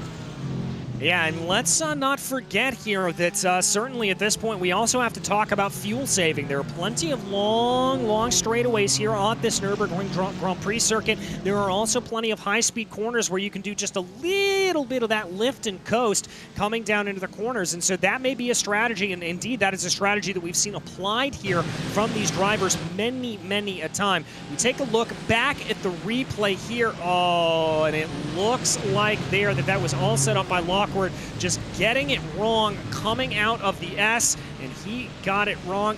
Didn't hold the brakes there, unfortunately. I've got to think the PRL steward's not going to be too happy about that. Yeah, not the best way to make your debut. It was a fairly straightforward mistake. That can happen when you're on cold tires. You just get a little bit off the rhythm. You turn in late coming up through the S's there, but everything that ensued after was not so straightforward. And that's Lockwood out, Bachelard, Fernando Ajaquez, and that was Eric Palacio as well in the BMW, who got absolutely destroyed. His teammate Jean-Marc Tremblay is still okay, and also Matthew Miles has joined the used car lap because of his little incident with William Brennan on lap 1. So it was very, very clean in the opening laps in the MX-5s tonight. Not so much the case here. That's 5 drivers already with heavy damage. Yeah, 5 drivers already with heavy damage, and that is going to send them back down into pit lane. And indeed, I'm seeing a few of them already being declared as out of the race here at this point. As we keep our eyes focused on the lead of the race, Justin Ream, he's the only one that's really been able to keep touch with these drivers in front of him, matching lap times there with Diaz. They both did 2:04.54s coming on that last lap at the gap, maintaining at about 0.6 of a second. And maintaining, I think, is going to be the word of the day. That is what we're going to be seeing a lot of these drivers do out here on this track. There is plenty of time to be aggressive. There are plenty places to be aggressive.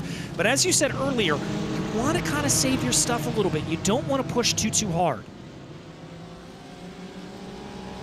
You never want to push too hard when it's only 35 minutes to go left in the race, when you've only been running around for 5 minutes, because you know that there is so much more opportunity later on in this race for actually being able to make a move that really matters in the grand scheme of the race. And Justin Ream might be pushing it with everything he has right now, but he's definitely not giving it absolutely 900 billion% trying to chase down Michael Diaz and go for a move to take the lead, because he doesn't need to right now.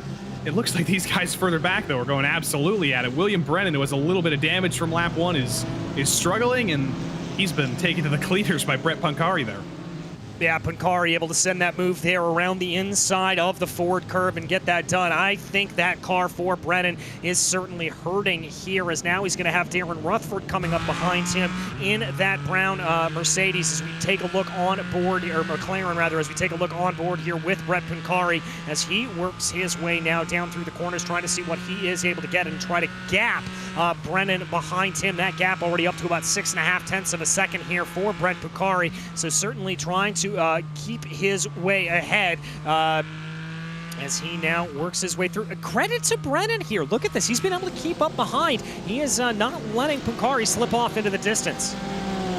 I'm wondering if maybe he just needed a little bit of a rabbit in front of him to chase to get a little bit of his focus back. But that car is still definitely damaged. You can see the damage on it. It's he's going to be struggling for quite a while tonight. Even if he does manage to bring it down pit lane and get a little bit of that damage fixed, that is quite a bit of damage. Collender and Corey Clark just went side by side through the chicane. They're the first drivers who have really figured out how to do that, but I wonder if Collender actually has a slowdown, because he might have clipped that a little bit too much. Oh, and that's the number 13. That's Joe Pegrio there around. And he's going to have to wait for the entirety of the field to come back through, unfortunately. We check back in on Jean-Marc Tremblay. A little bit of side-by-side here. This is Corey Clark and Nicholas Collender that you were talking about earlier. This is a real gaggle of cars, and this is right in front there of Pancari. Pancari going to try to take advantage of it a little bit, as is Darren Rutherford. Losing off the back here does appear to be William Brennan, as now we follow Brent Pancari as he tries to work his way through, piece his way around. Nicholas Collender there up in front of him.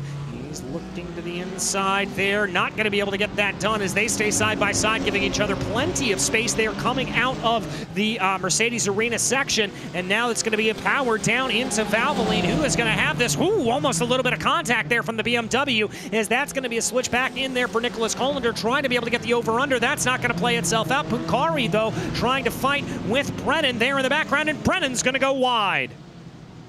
It looked a little bit like a pace lap for a second there, because they were just 2 by 2 with William Brennan behind, just trying to pick up any pieces he can.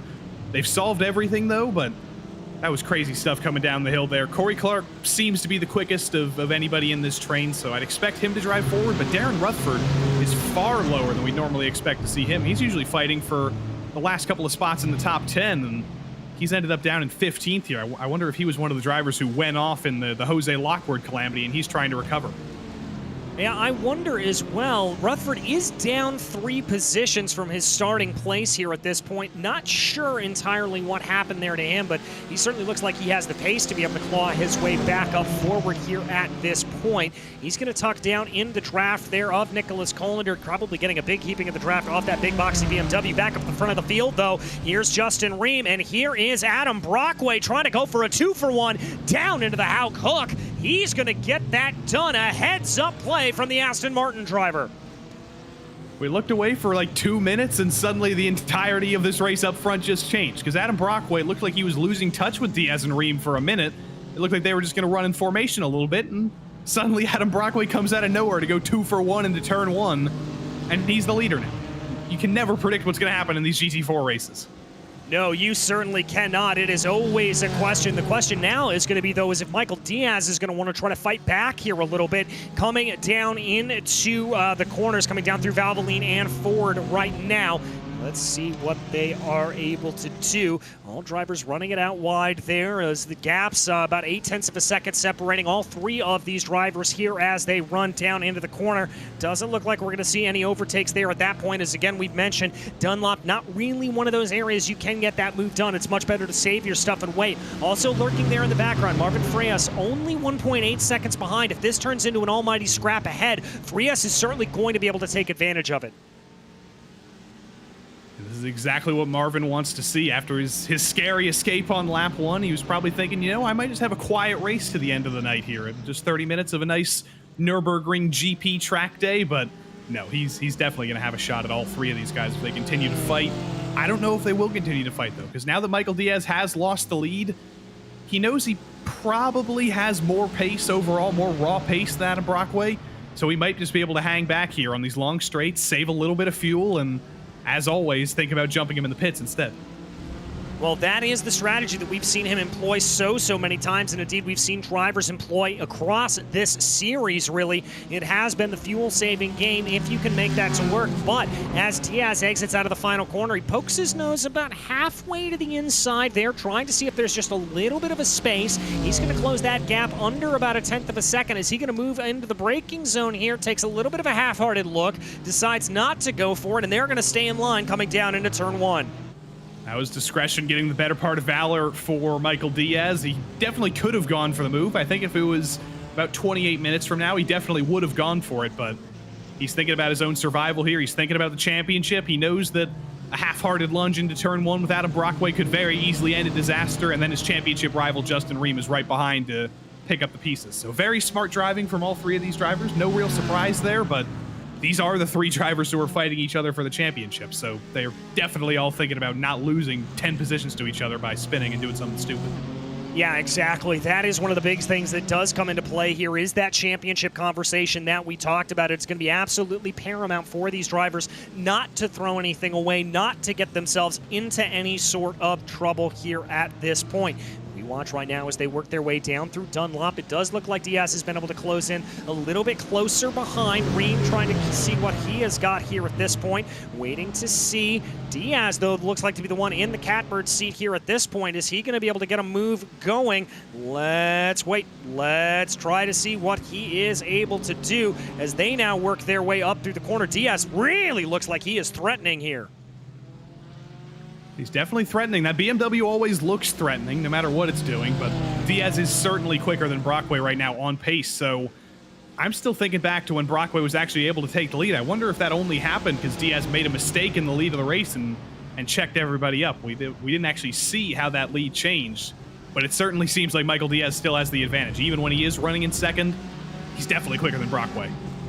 Yeah, he certainly is. He's definitely got the pace to be able to get his way around them. It's just a matter of that fuel-saving game. It's just a matter of that game of when do you want to make that pass. I think that is really and truly what it is coming down to here, and it doesn't look like he wants to here at this point. He's still content just staying in line, just staying where he wants to be, not moving too much. Now, my question is if Justin Ream is in that same position, if Ream is in a spot where he wants to just be holding in behind and not putting himself into a position where he has to be aggressive and throw things away, wonder what he'll be doing later on in the race.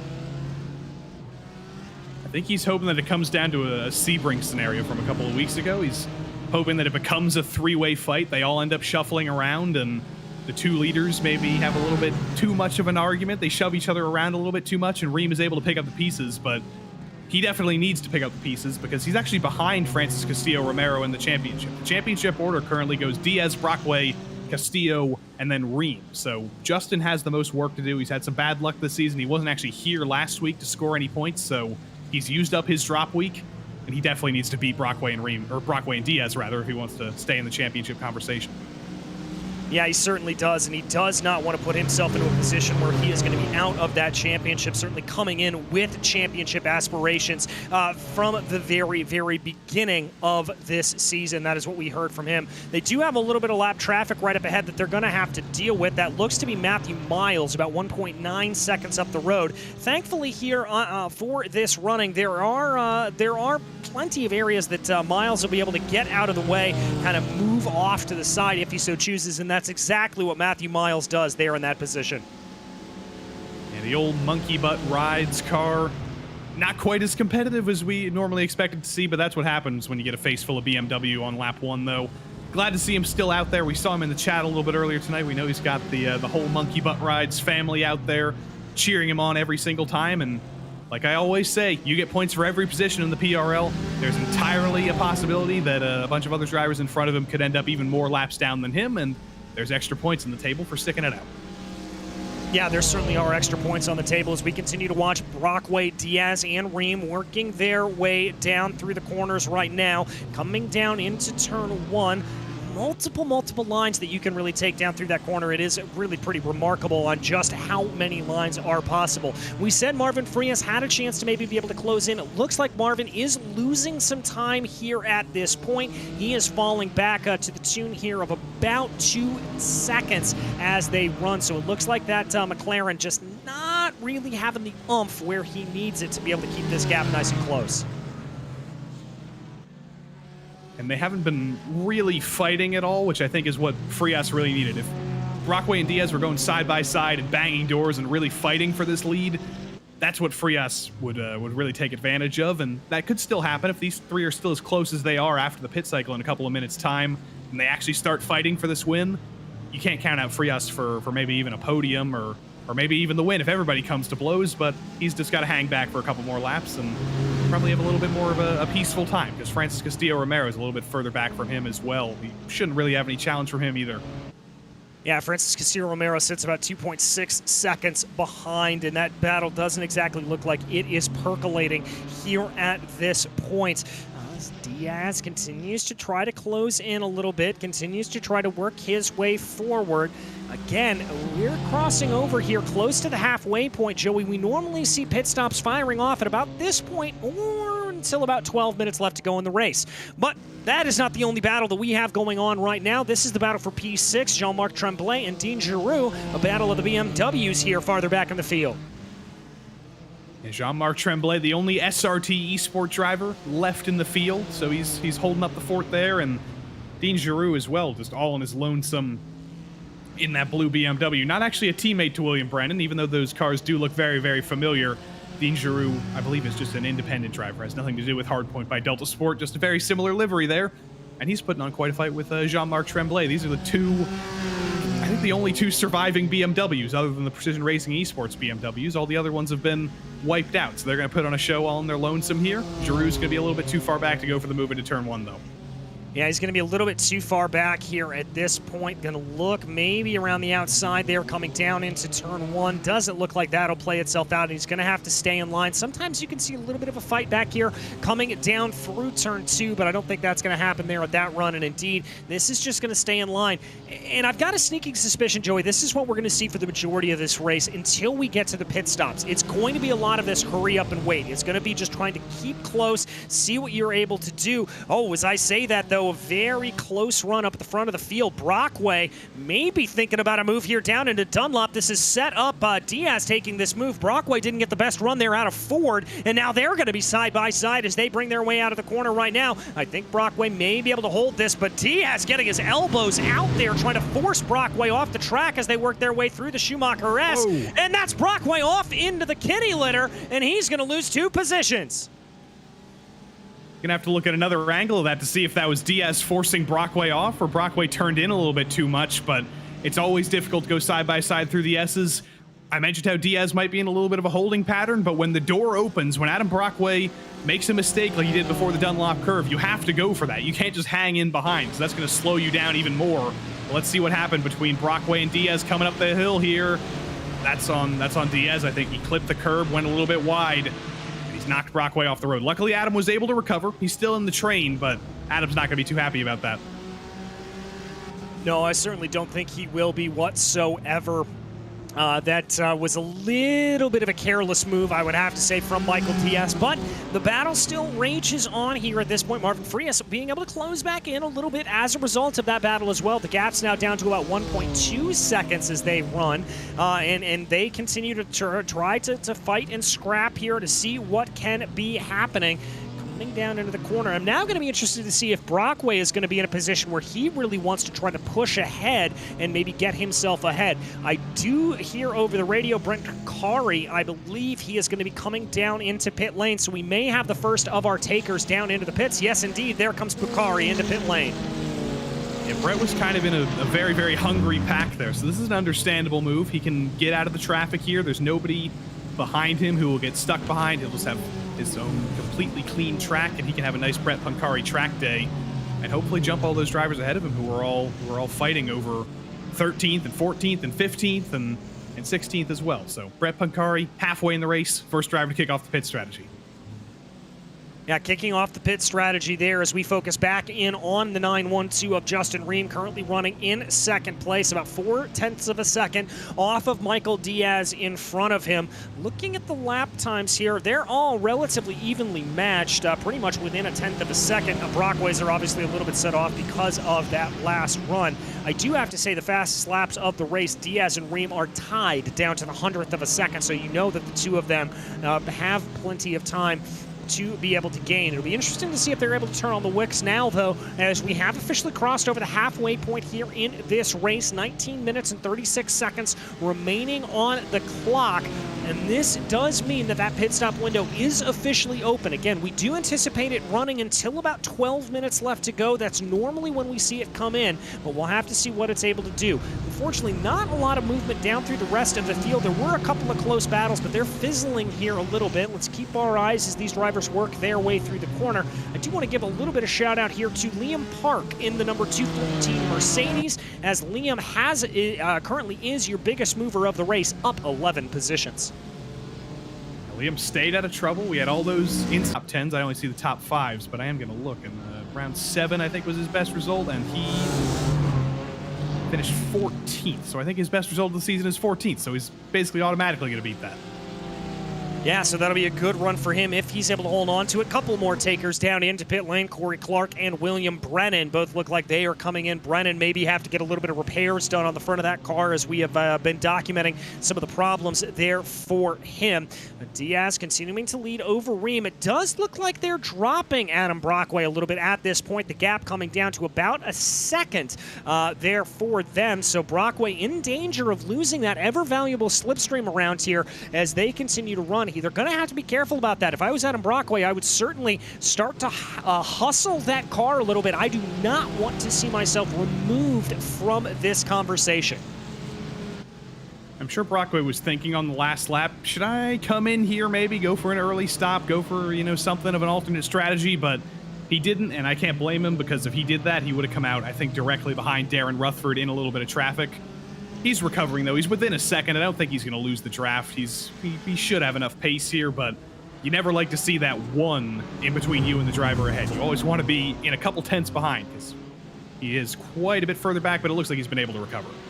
We got a little bit of side-by-side here further back in the field. This is William Brennan and Corey Clark right now as they try to come down through the corners, and that's going to be, looks like William Brennan able to hold that ahead here for the moment. Both of these drivers, by the way, have already come down into pit lane and taken their service, though I do think here for Brennan that he still has some of the damage on the front end of that BMW as they run. He's going to take a little bit more of a defensive line coming down into Dunlop, holding that out as much as possible, trying to see what he is able to do. Not seeing any pit stops out of the front 5 in the field here at this point as we continue to work our way towards 16 minutes left to go in this race. I've got to imagine they're going to be into the next 2 laps or so. I think we're going to see a whole flurry here of these drivers all coming in order. We watch right now the number 25 machine. That is Corey Clark, having lost that position to William Brennan, trying to gain it back up. I'm just curious about Kathy Maloney at Guaranteed Rate. She's a personal sponsor on the side of Corey Clark's car. I think I just noticed that. So shout out to Kathy Maloney. I never noticed that on the side of that car. Well, there you go. You learn something new every day when you look up and down through the field. But up at the front of the field, here is Diaz leading from Ream, leading from Brockway. How many times have we said that? But I'll give him credit here at this point. Brockway has been able to close that gap down a little bit more. It's now down under a second. It's holding station at about 7/10 between himself and Justin Ream. So I think that's exactly what he needs to be doing here at this point. He's keeping that car in tow. He's keeping that car in line, and he's keeping himself within the draft range here, and that's exactly what he needs to do. Yeah, all 3 of these drivers have done a good job of sticking with each other here, especially Adam Brockway. He's not lost too much, but I have to think they've got to come in probably this time. You can go a little bit longer. There might be 1 or 2 laps left in the tank, but extending it this long, you don't want to extend it too far. You don't want to be in danger of extending it 1 lap too long. You might have like 1 lap of fuel in the tank when you cross the line. You have to save a little bit. But I'm not sure. That's always the questions we ask. And there we go. Justin Ream does, in fact, come in this time. He doesn't want to extend it any longer. He knows he has to do something different to Diaz. He's going to bring it down. Brockway's going to bring it down as well. I just hope they don't end up in traffic. They better hope that Darren Rutherford comes in this time as well, and Liam Park too. Well, we'll have to see. Frias is going to come down in pit lane. Looks like Castillo Romero is going to come down into pit lane. I'm not sure yet about Jean-Marc Tremblay or Dean Giroux. That's the next battle that we will have to see. It looks like at least one of them is going to stay out. It's going to be Tremblay that stays out. Dean Giroux is going to come down into pit lane. So that is going to be a large position of the field. Frankie Arvello is also going to come down into the pit. So it looks like a lot of drivers opting to come on in. I'm keeping my eyes now on Liam Park, who is bringing it down into pit lane, and Rutherford and Mercedes are both bringing it in. So this is going to be perfectly clean track here for Justin Ream. Exactly what he wanted to have happen. Adam Brockway, another bad run in pit lane, though. He was about 3 seconds behind Justin Ream coming out of the pits this time. I don't know what the heck happened, but he was 2.5 seconds slower in the pits than Justin Ream was. And that's the second week in a row where it's been a very bad run through the pit lane for Adam Brockway. I don't know what's going on. He might need to talk to his Yellow Stripe Motorsports strategist to see what's going on in the pits, but that's the second week in a row where he's either overfueled the car or wasn't saving enough in the first stint, and it's led to a huge gap between him and Ream now. Yeah, it certainly has, and we're going to have to try to figure that out. If he is able to maintain that podium position, we will be sure to talk to him. But right now, at this point, looks like Diaz, Tremblay, and Wyckoff are the only drivers that did not opt to come down into pit lane here at this point. But the one scary thing here for Justin Ream that he has got to worry about, the last lap around, Michael Diaz went purple. He set the fastest lap of the race last time out. When you talk about in and out laps, Joey, that is what you've got to be doing, maximizing that speed, maximizing that pace, and that looks like exactly what Michael Diaz is attempting to do. He is coming into pit lane right now. It looked like he was going to stay out for one more lap, but Diaz finally calling it quits. He's going to come down into pit lane, and this is going to set up our race to the finish. And in these GT4 cars, the tires, they do wear, but they also don't wear in the same way. That's why Michael Diaz was able to set the fastest lap of the race after 12, 13 laps on that stint. And he did exactly what he needed to do. He had to go full qualifying mode, push as hard as he's ever pushed, and now he has to hope that his pit crew have calculated his fuel better. He does end up in his box perfectly.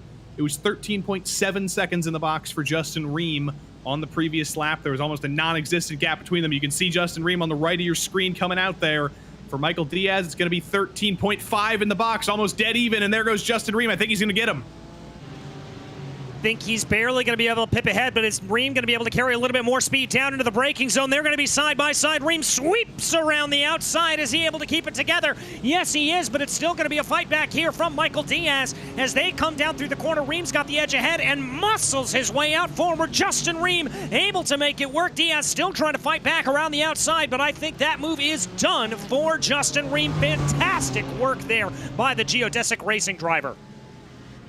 There's no tire changes in this series, so Michael Diaz wasn't on cold tires there, but he was still on colder tires because he did sit in his box for about 13 seconds. He slow rolled through the lane for 30 seconds, and just that little bit of extra heat in the tires, I think, is what really made the difference for Justin Ream there, coming out equal with Diaz. And now he's the third different driver to lead in this race, which is pretty crazy. The last driver to lead ahead of Michael Diaz, though, made a mistake and let Diaz through. We know Justin Ream has a lot of experience fighting with Michael Diaz, though. These guys have had some incredible duels over the course of this season. They've come to blows a couple times this season. So who knows what we're going to see for the next 11 minutes. It'll be a good race either way.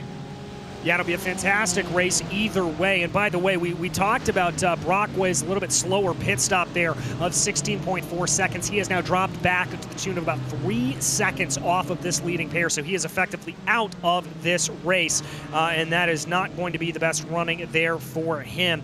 So he is going to have to really, really hustle or hope that these two have an almighty scrap up at the front of the field. Marvin Frias as well. We talked about how he was kind of in contention. He was kind of on the precipices of maybe stealing a podium.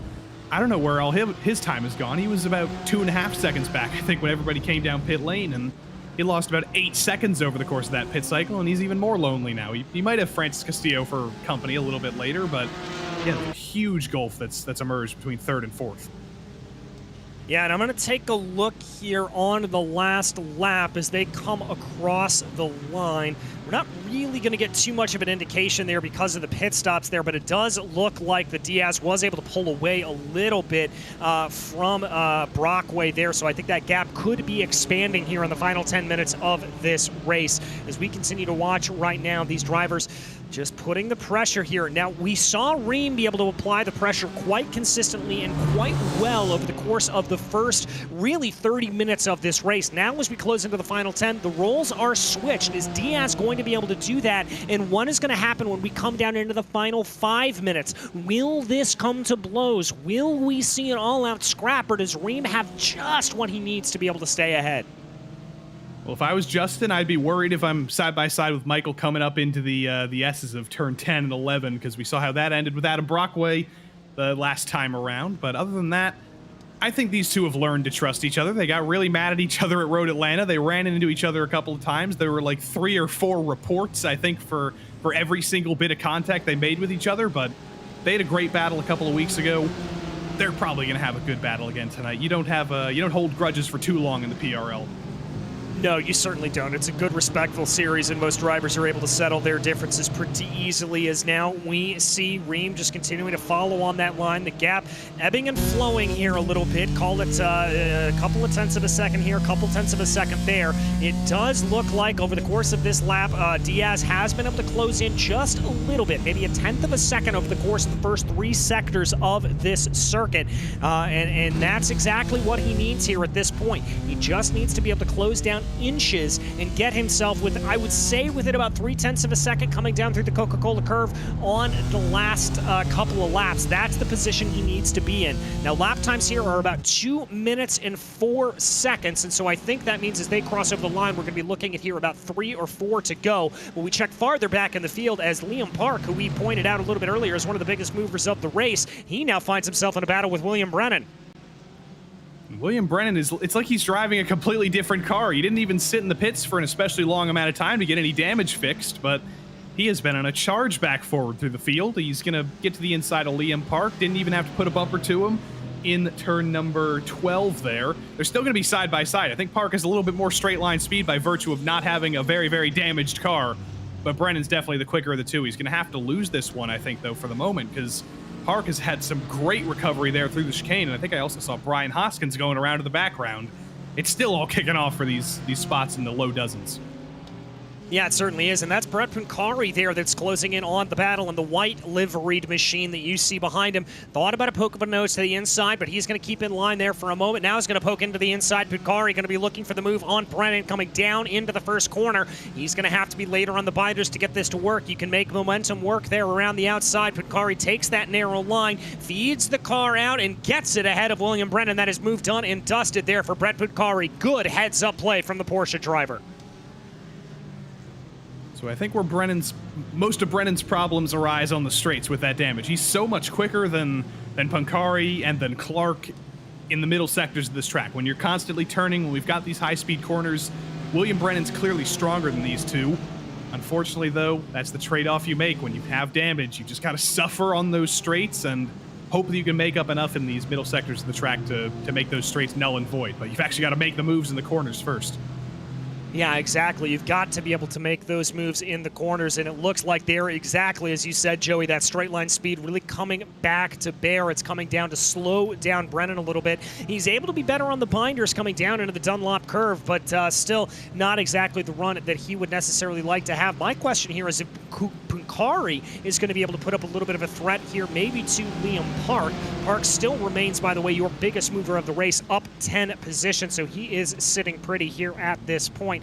And that's going to be a good run there for them. As here we've got a little bit of action. Diaz trying to get a little bit feisty coming down into the Hauk hook. It looks like for the moment Justin Ream is going to be able to rebuff him, but maybe a look down to the inside coming through the later part of the Mercedes arena. That's going to be Ream to the outside. Diaz to the inside. He's going to try to sweep it down and around through the last part of the Mercedes arena, and the BMW is able to muscle his way ahead. A great move there from Michael Diaz. Very, very, very wide on the exit of turn 4, though. It's not a slowdown out there. You can use all that track. It will be an incident point, though. So I don't think Michael Diaz will be necessarily playing with the incident limits. He's been pretty clean so far, but you still don't always want to rack up those incident points out there. He was able to switch that back through the whole of the first sector. You end up switching back one corner, you end up on the opposite end of the track on the next corner, but he was clearly quicker there. He put on the pressure in Justin Ream in the perfect time.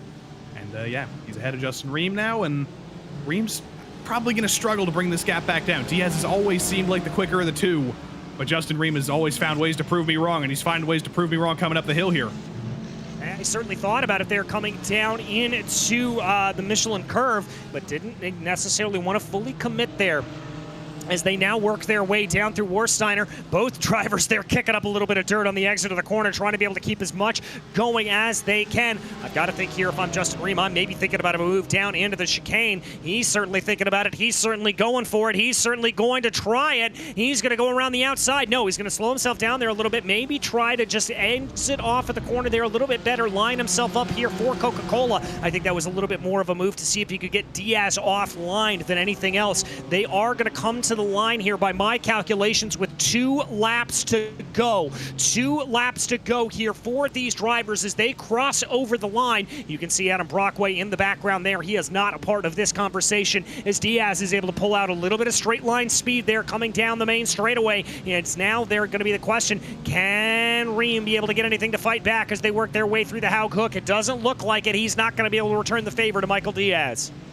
Diaz is just a little bit quicker in a straight line. The BMW is working far better than the Porsche in a straight line. In the corners, though, he almost got to the back bumper of Michael Diaz there. He's not going to use that. That's not how we race in the GT4 series, but he is keeping Michael Diaz very much company. And I think he's going to have to wait to go for another shot into the chicane. I think what he was trying to do on the previous lap, he was trying to set him up, but he clipped the curb a little bit too much and lost his own momentum. But this battle further in the field, Park and Pancari and Brennan, remember they were still fighting about 5 laps ago. They've been fighting since the start of this race, and they refused to give it up. They're still going at it for P11. And look at this, already Mercedes now being brought into this battle as well, courtesy of a holdup. Here comes Pancari. He's going to take a little bit of a look down to the inside there of Liam Park. Trying to be later on the binders is that Porsche. It's going to be tricky to get that car woed up in time, and indeed he's going to overshoot the corner ever so slightly, but Park not able to offer a rebuff. It does look like Brennan was going to try to be able to get his way up there, but that is going to be a simple move for Brett Pancari. Move him up into P11. Looking like it might be Brett Pancari's best result of the season as well. His best run was P12 at Oschersleben a couple of weeks ago, and P11 right now. Liam Park almost loses it coming off of turn 4. That's going to let William Brennan come to the inside. I think they might still be side by side down the hill. No, Brennan's going to pull a little bit of a Pruitt fade and clear Liam Park that time. Mercedes tried to dive it to the inside, locked it up a little bit. But Brett Pancari has a William Brennan behind him to hold back Park and Mercedes, and I think he should be able to keep P11. I think he should as well. As you see there on the picture-in-picture, your leaders coming out of the final corner right now, 2:04 on the clock, and it does look to be that the white flag will be in the air for these drivers, unless I am very much mistaken. It is the white flag lap here for these drivers, and Ream knows it. He's trying to put pressure. He's going for the move down to the inside. Little bit of a pinch there from Michael Diaz. They'll be side by side coming down through the first corner, as now it's going to be Diaz on the favorable line, but the camber here could help out Justin Ream. If he can just hold that around the outside here, he may be able to get this move to work, just as we saw Michael Diaz doing, trying to be later on the binders there through the part of the Mercedes Arena section, but Diaz feeds him out. Now they work back through the right-hander, and it's going to be, as they come out of the corner, perfectly parallel. They're still fighting, but Diaz has got the line ahead, and he's going to cut in front of Justin Ream. Ream looks down to the inside, going down into Valvoline, but not able to make it work. That was extremely smart driving by Michael Diaz. You might ask, why the heck did he leave the door open to the inside? Why did he let Ream go to that dive? That's because he knows where the rest of the track goes. That's because he knows that those switchbacks in the rest of that first sector would have been to his advantage. Even if he did give Ream the inside in turn 1, he would get the inside for the rest of that section, and that has worked out perfectly for him. But there is still one very big opportunity for Justin Ream coming up in the chicane. All Justin has to do here is nail turn 12, make sure he's stuck within about 2/10 of Michael Diaz coming into the chicane, and he'll have one more shot at this. He might go for it even earlier in turn 10 here. He certainly thought about it coming into the Michelin curve, but I think he's going to back off, maybe try to get that move done down into the final chicane, the NGK chicane. That is at least where I would be trying to take that move. Here they go in the draft. Going defensive there is Diaz, doing a little bit of weaving back and forth, trying to do everything he can do to break that draft, and it may have just been enough. The gap is 0.2 of a second. I don't know if Reem is going to be able to close this in coming into the NGK chicane. Indeed, he's going to have to stay in line here, and we haven't necessarily seen that Porsche be able to launch out of the corners.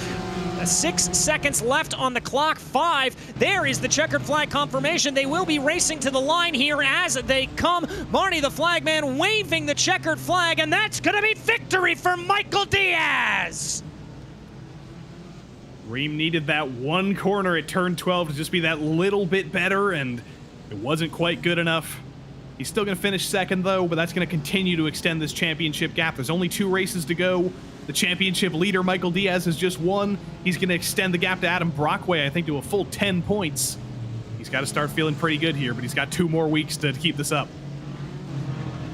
Yeah, he's got 2 more weeks to keep this up as we check back in on that battle that we were following a little bit earlier. Brent Puncari leading over William Brennan. It looks like Artie Mercedes has been able to get by Liam Park, so Park slipping down through the order here at this point. That's not going to be the run that he would have liked to have had as they now work their way through the NGK chicane here for the final time. Coming down to the wire. Ooh, Artie Mercedes maybe thinking about a little bit of a move there in the farther back in the field, but it doesn't look like he's going to be able to go for it as they work their way through Coca-Cola right now, getting onto the loud pedal, back onto the start-finish straightaway, and there you can see them crossing over the line. That is going to be Puncari leading Brennan, leading Mercedes, leading Park.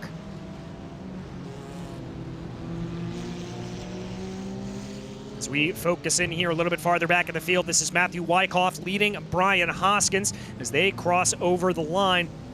And I believe the last driver we are waiting for to come through the final corner is going to be Nicholas Colander, who is still working his way through the advent curve right now. And there you can see Colander on the screen. Colander involved in that earlier incident as now he brings the car down through NGK, the 973, taking a big helping of the curve as he works his way on through, trying to see if he is able to maybe just gain a little bit more speed here in the final couple of races here, as he's now going to bring it out of Coca-Cola, doing a little bit of a weave there, and he will come across the line, and that will bring us to your final finishing order after 19 laps from the Nürburgring. It was Michael Diaz able to take victory over Justin Ream in that very, very close battle till the end. Adam Brockway came home in 3rd, followed by Marvin Frias and Jean-Marc Tremblay. Frankie Arvello was in P6, followed by Dean Giroux, Francis Castillo-Romero, Drew Lidke, and Darren Rufford round out your top 10. In 11th, it was Brett Puncari with what we believe is his best finish of the year. William Brennan came home 12th despite nursing a wounded car home. Artie Mercedes came home in 13th, followed by Liam Park and Corey Clark. Then it was Matthew Wyckoff, Brian Hoskins, Nicholas Colander, the last driver to finish on the lead lap. Joel Pagoyo was in 19th, 1 lap down. Matthew Miles, 3 laps down, suffering some problems out there. And then we get into the drivers that were involved in some of those scuffles early on. Patrick Bachelard, Jose Lockwood, Eric Palacio, and Fernando Jaquez, all of them pretty much involved exclusively in that first lap scuffle. And I've really got to give credit here to this field, Joey. Minus that first lap incident, they kept it clean and they put on one heck of a show for us here today. That's been the tale of this series, and that's the great thing about this series this season. We've got 3 extremely strong drivers fighting for the same championship. Diaz, Brockway, and Ream. You basically throw them in a randomizer every week, and you never know which one's going to win. And then we also have Owen Watts coming in every now and then, fighting them for the wins. We got Francis Castillo-Romero being consistent and fighting with them all every single week. It is just one of the most evenly matched series in the PRL this season, in a sea of very evenly matched series. Yeah, very much so. And with that, we are able to speak to our victor here today, Michael Diaz. Michael, ooh, that looked like an absolute pressure cooker out there for you. Let's start at the start here. Were you holding back a little bit, trying to save a little bit of stuff, or were Justin and Adam just absolutely forcing you to keep the pace ahead? Well, at the beginning, I tried pulling a gap, but I saw I couldn't manage to go over 7/10. So then I just decided to take care of my tires, and I went too soft into the chicane and got a slowdown. I don't know if Justin got a slowdown behind me, but he did in passing, so I'm guessing so. Do you guys know what happened there? Yeah, I think you guys both picked up a slowdown there at that point, just running a little bit wide. I think that's what happened. We'll have to go back and double check the tape, but I'm pretty sure. Yeah, that happened, and Adam got in front of us. And then I tried saving some fuel behind Adam, but I felt like I had a little bit more pace, so I just tried to get past him before the pits and just, I don't know, drive and not make mistakes.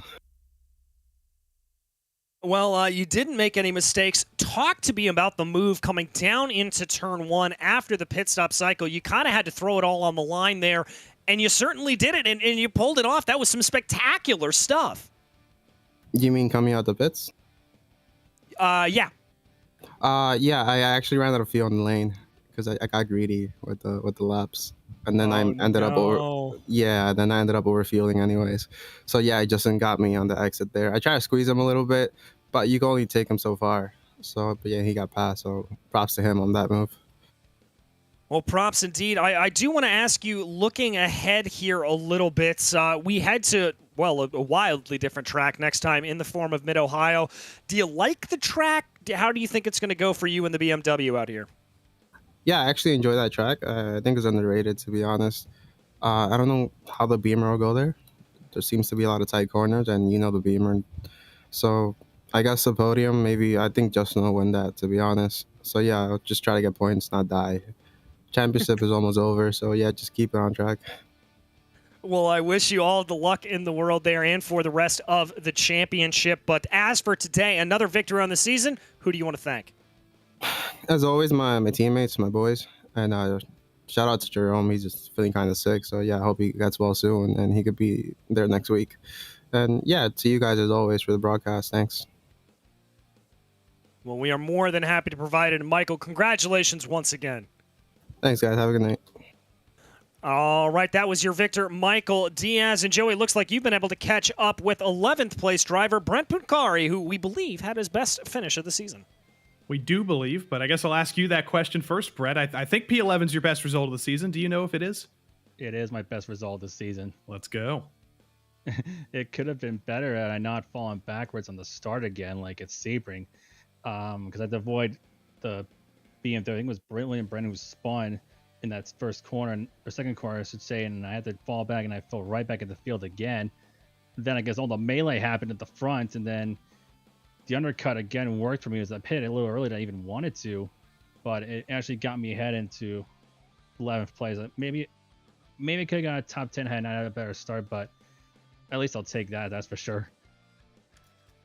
We saw your Zoom a couple times in the race today, and it was less interesting than it was 2 weeks ago. The Princess Daisy is gone, but I'm always interested by this setup, Brett, because it frankly it looks like you live in a Blockbuster. You've got DVDs in the background, you got all the merchandise. Talk us through the background. Well, the most of these DVDs actually aren't mine. They're mostly my brother's. Some of the figurines in here. I mean, I wish I could get the tripod. I mean, I with the tripod around to kind of see dynamic camera work from Brett Puncari. We might have to pay you for this. Some of the other stuff, like I have some memorabilia up against the wall back here, like some figurines and stuff, and I'm trying to hold the button here. Hope I can reach around on my tripod to kind of see some of the other stuff around here. I got like some other banners and stuff. Back here is this is incredible. There's some curling related stuff because I am a curler. That's actually from when my dad was coaching Sioux College, and I have some other stuff on their side of the wall. Some old pictures that we had from old tracks back in the local Hayden area, just outside of Sault Ste. Marie. Everything like that. I even got like some other banners and then up on the wall. Sorry that my tripod's a little bit twitchy, but basically, yeah, it's interesting setup here down in the basement. I think that's the first time we've ever had dynamic camera work during an interview, Brett. So you're getting an award at the end of the season. That's got to be the best interview we've done in the PRL all season. Well, I actually thought I didn't have time to do an interview, but I only saw only one of the top three was in the waiting areas. I was like, I might as well jump in quick before I have to head off the bed and head back to work tomorrow. I'll be in there for 6 o'clock in the morning. So. Oh dear. All right, we won't keep you awake for much longer, but congrats again on P11 tonight, your best result, and hey, maybe next week will be the first top 10. Well, hopefully we'll see. And again, I gotta thank Nick Baker at Splash and Go Graphics, CarQuest for Performance. Again, ripped that Porsche engine out of the car, put a Ford 410 sprint car engine in it. Digital Ally, and all the other, well, quote unquote sponsors. I don't have sponsors on the car. And I'm gonna say this right now. I am gonna bring the Daisy paint scheme back for the season finale. Oh, so we got that to look forward to in 2 weeks' time. Daisy takes on Road America. I'm looking forward to it. Yeah, it'll be back. That was Brett Punkari, P11 tonight, P1 in our hearts. Did a bunch of camera work there. I don't know if we legally have to pay him for that because that was labor, DJ. It was indeed labor, but our labor of love here tonight is just about over, as it looks like we're not going to get a chance to talk to Justin Ream or Adam Brockway here tonight. But do not worry, we still got 2 races left to go in the season, and the next one will be at Mid-Ohio Sports Car Course. You are not going to want to miss that absolute epic action here for the GT4 machines. And don't forget that we do head also to Zandvoort in the MX-5s. But as for tonight, it has been an absolute pleasure to bring you today's broadcast, and on behalf of myself, DJ Clark, Joey Tebben, as well as our director and producer behind the scenes, Hugo Louise, thank you so much for watching. Until we see you on the track, thanks for watching.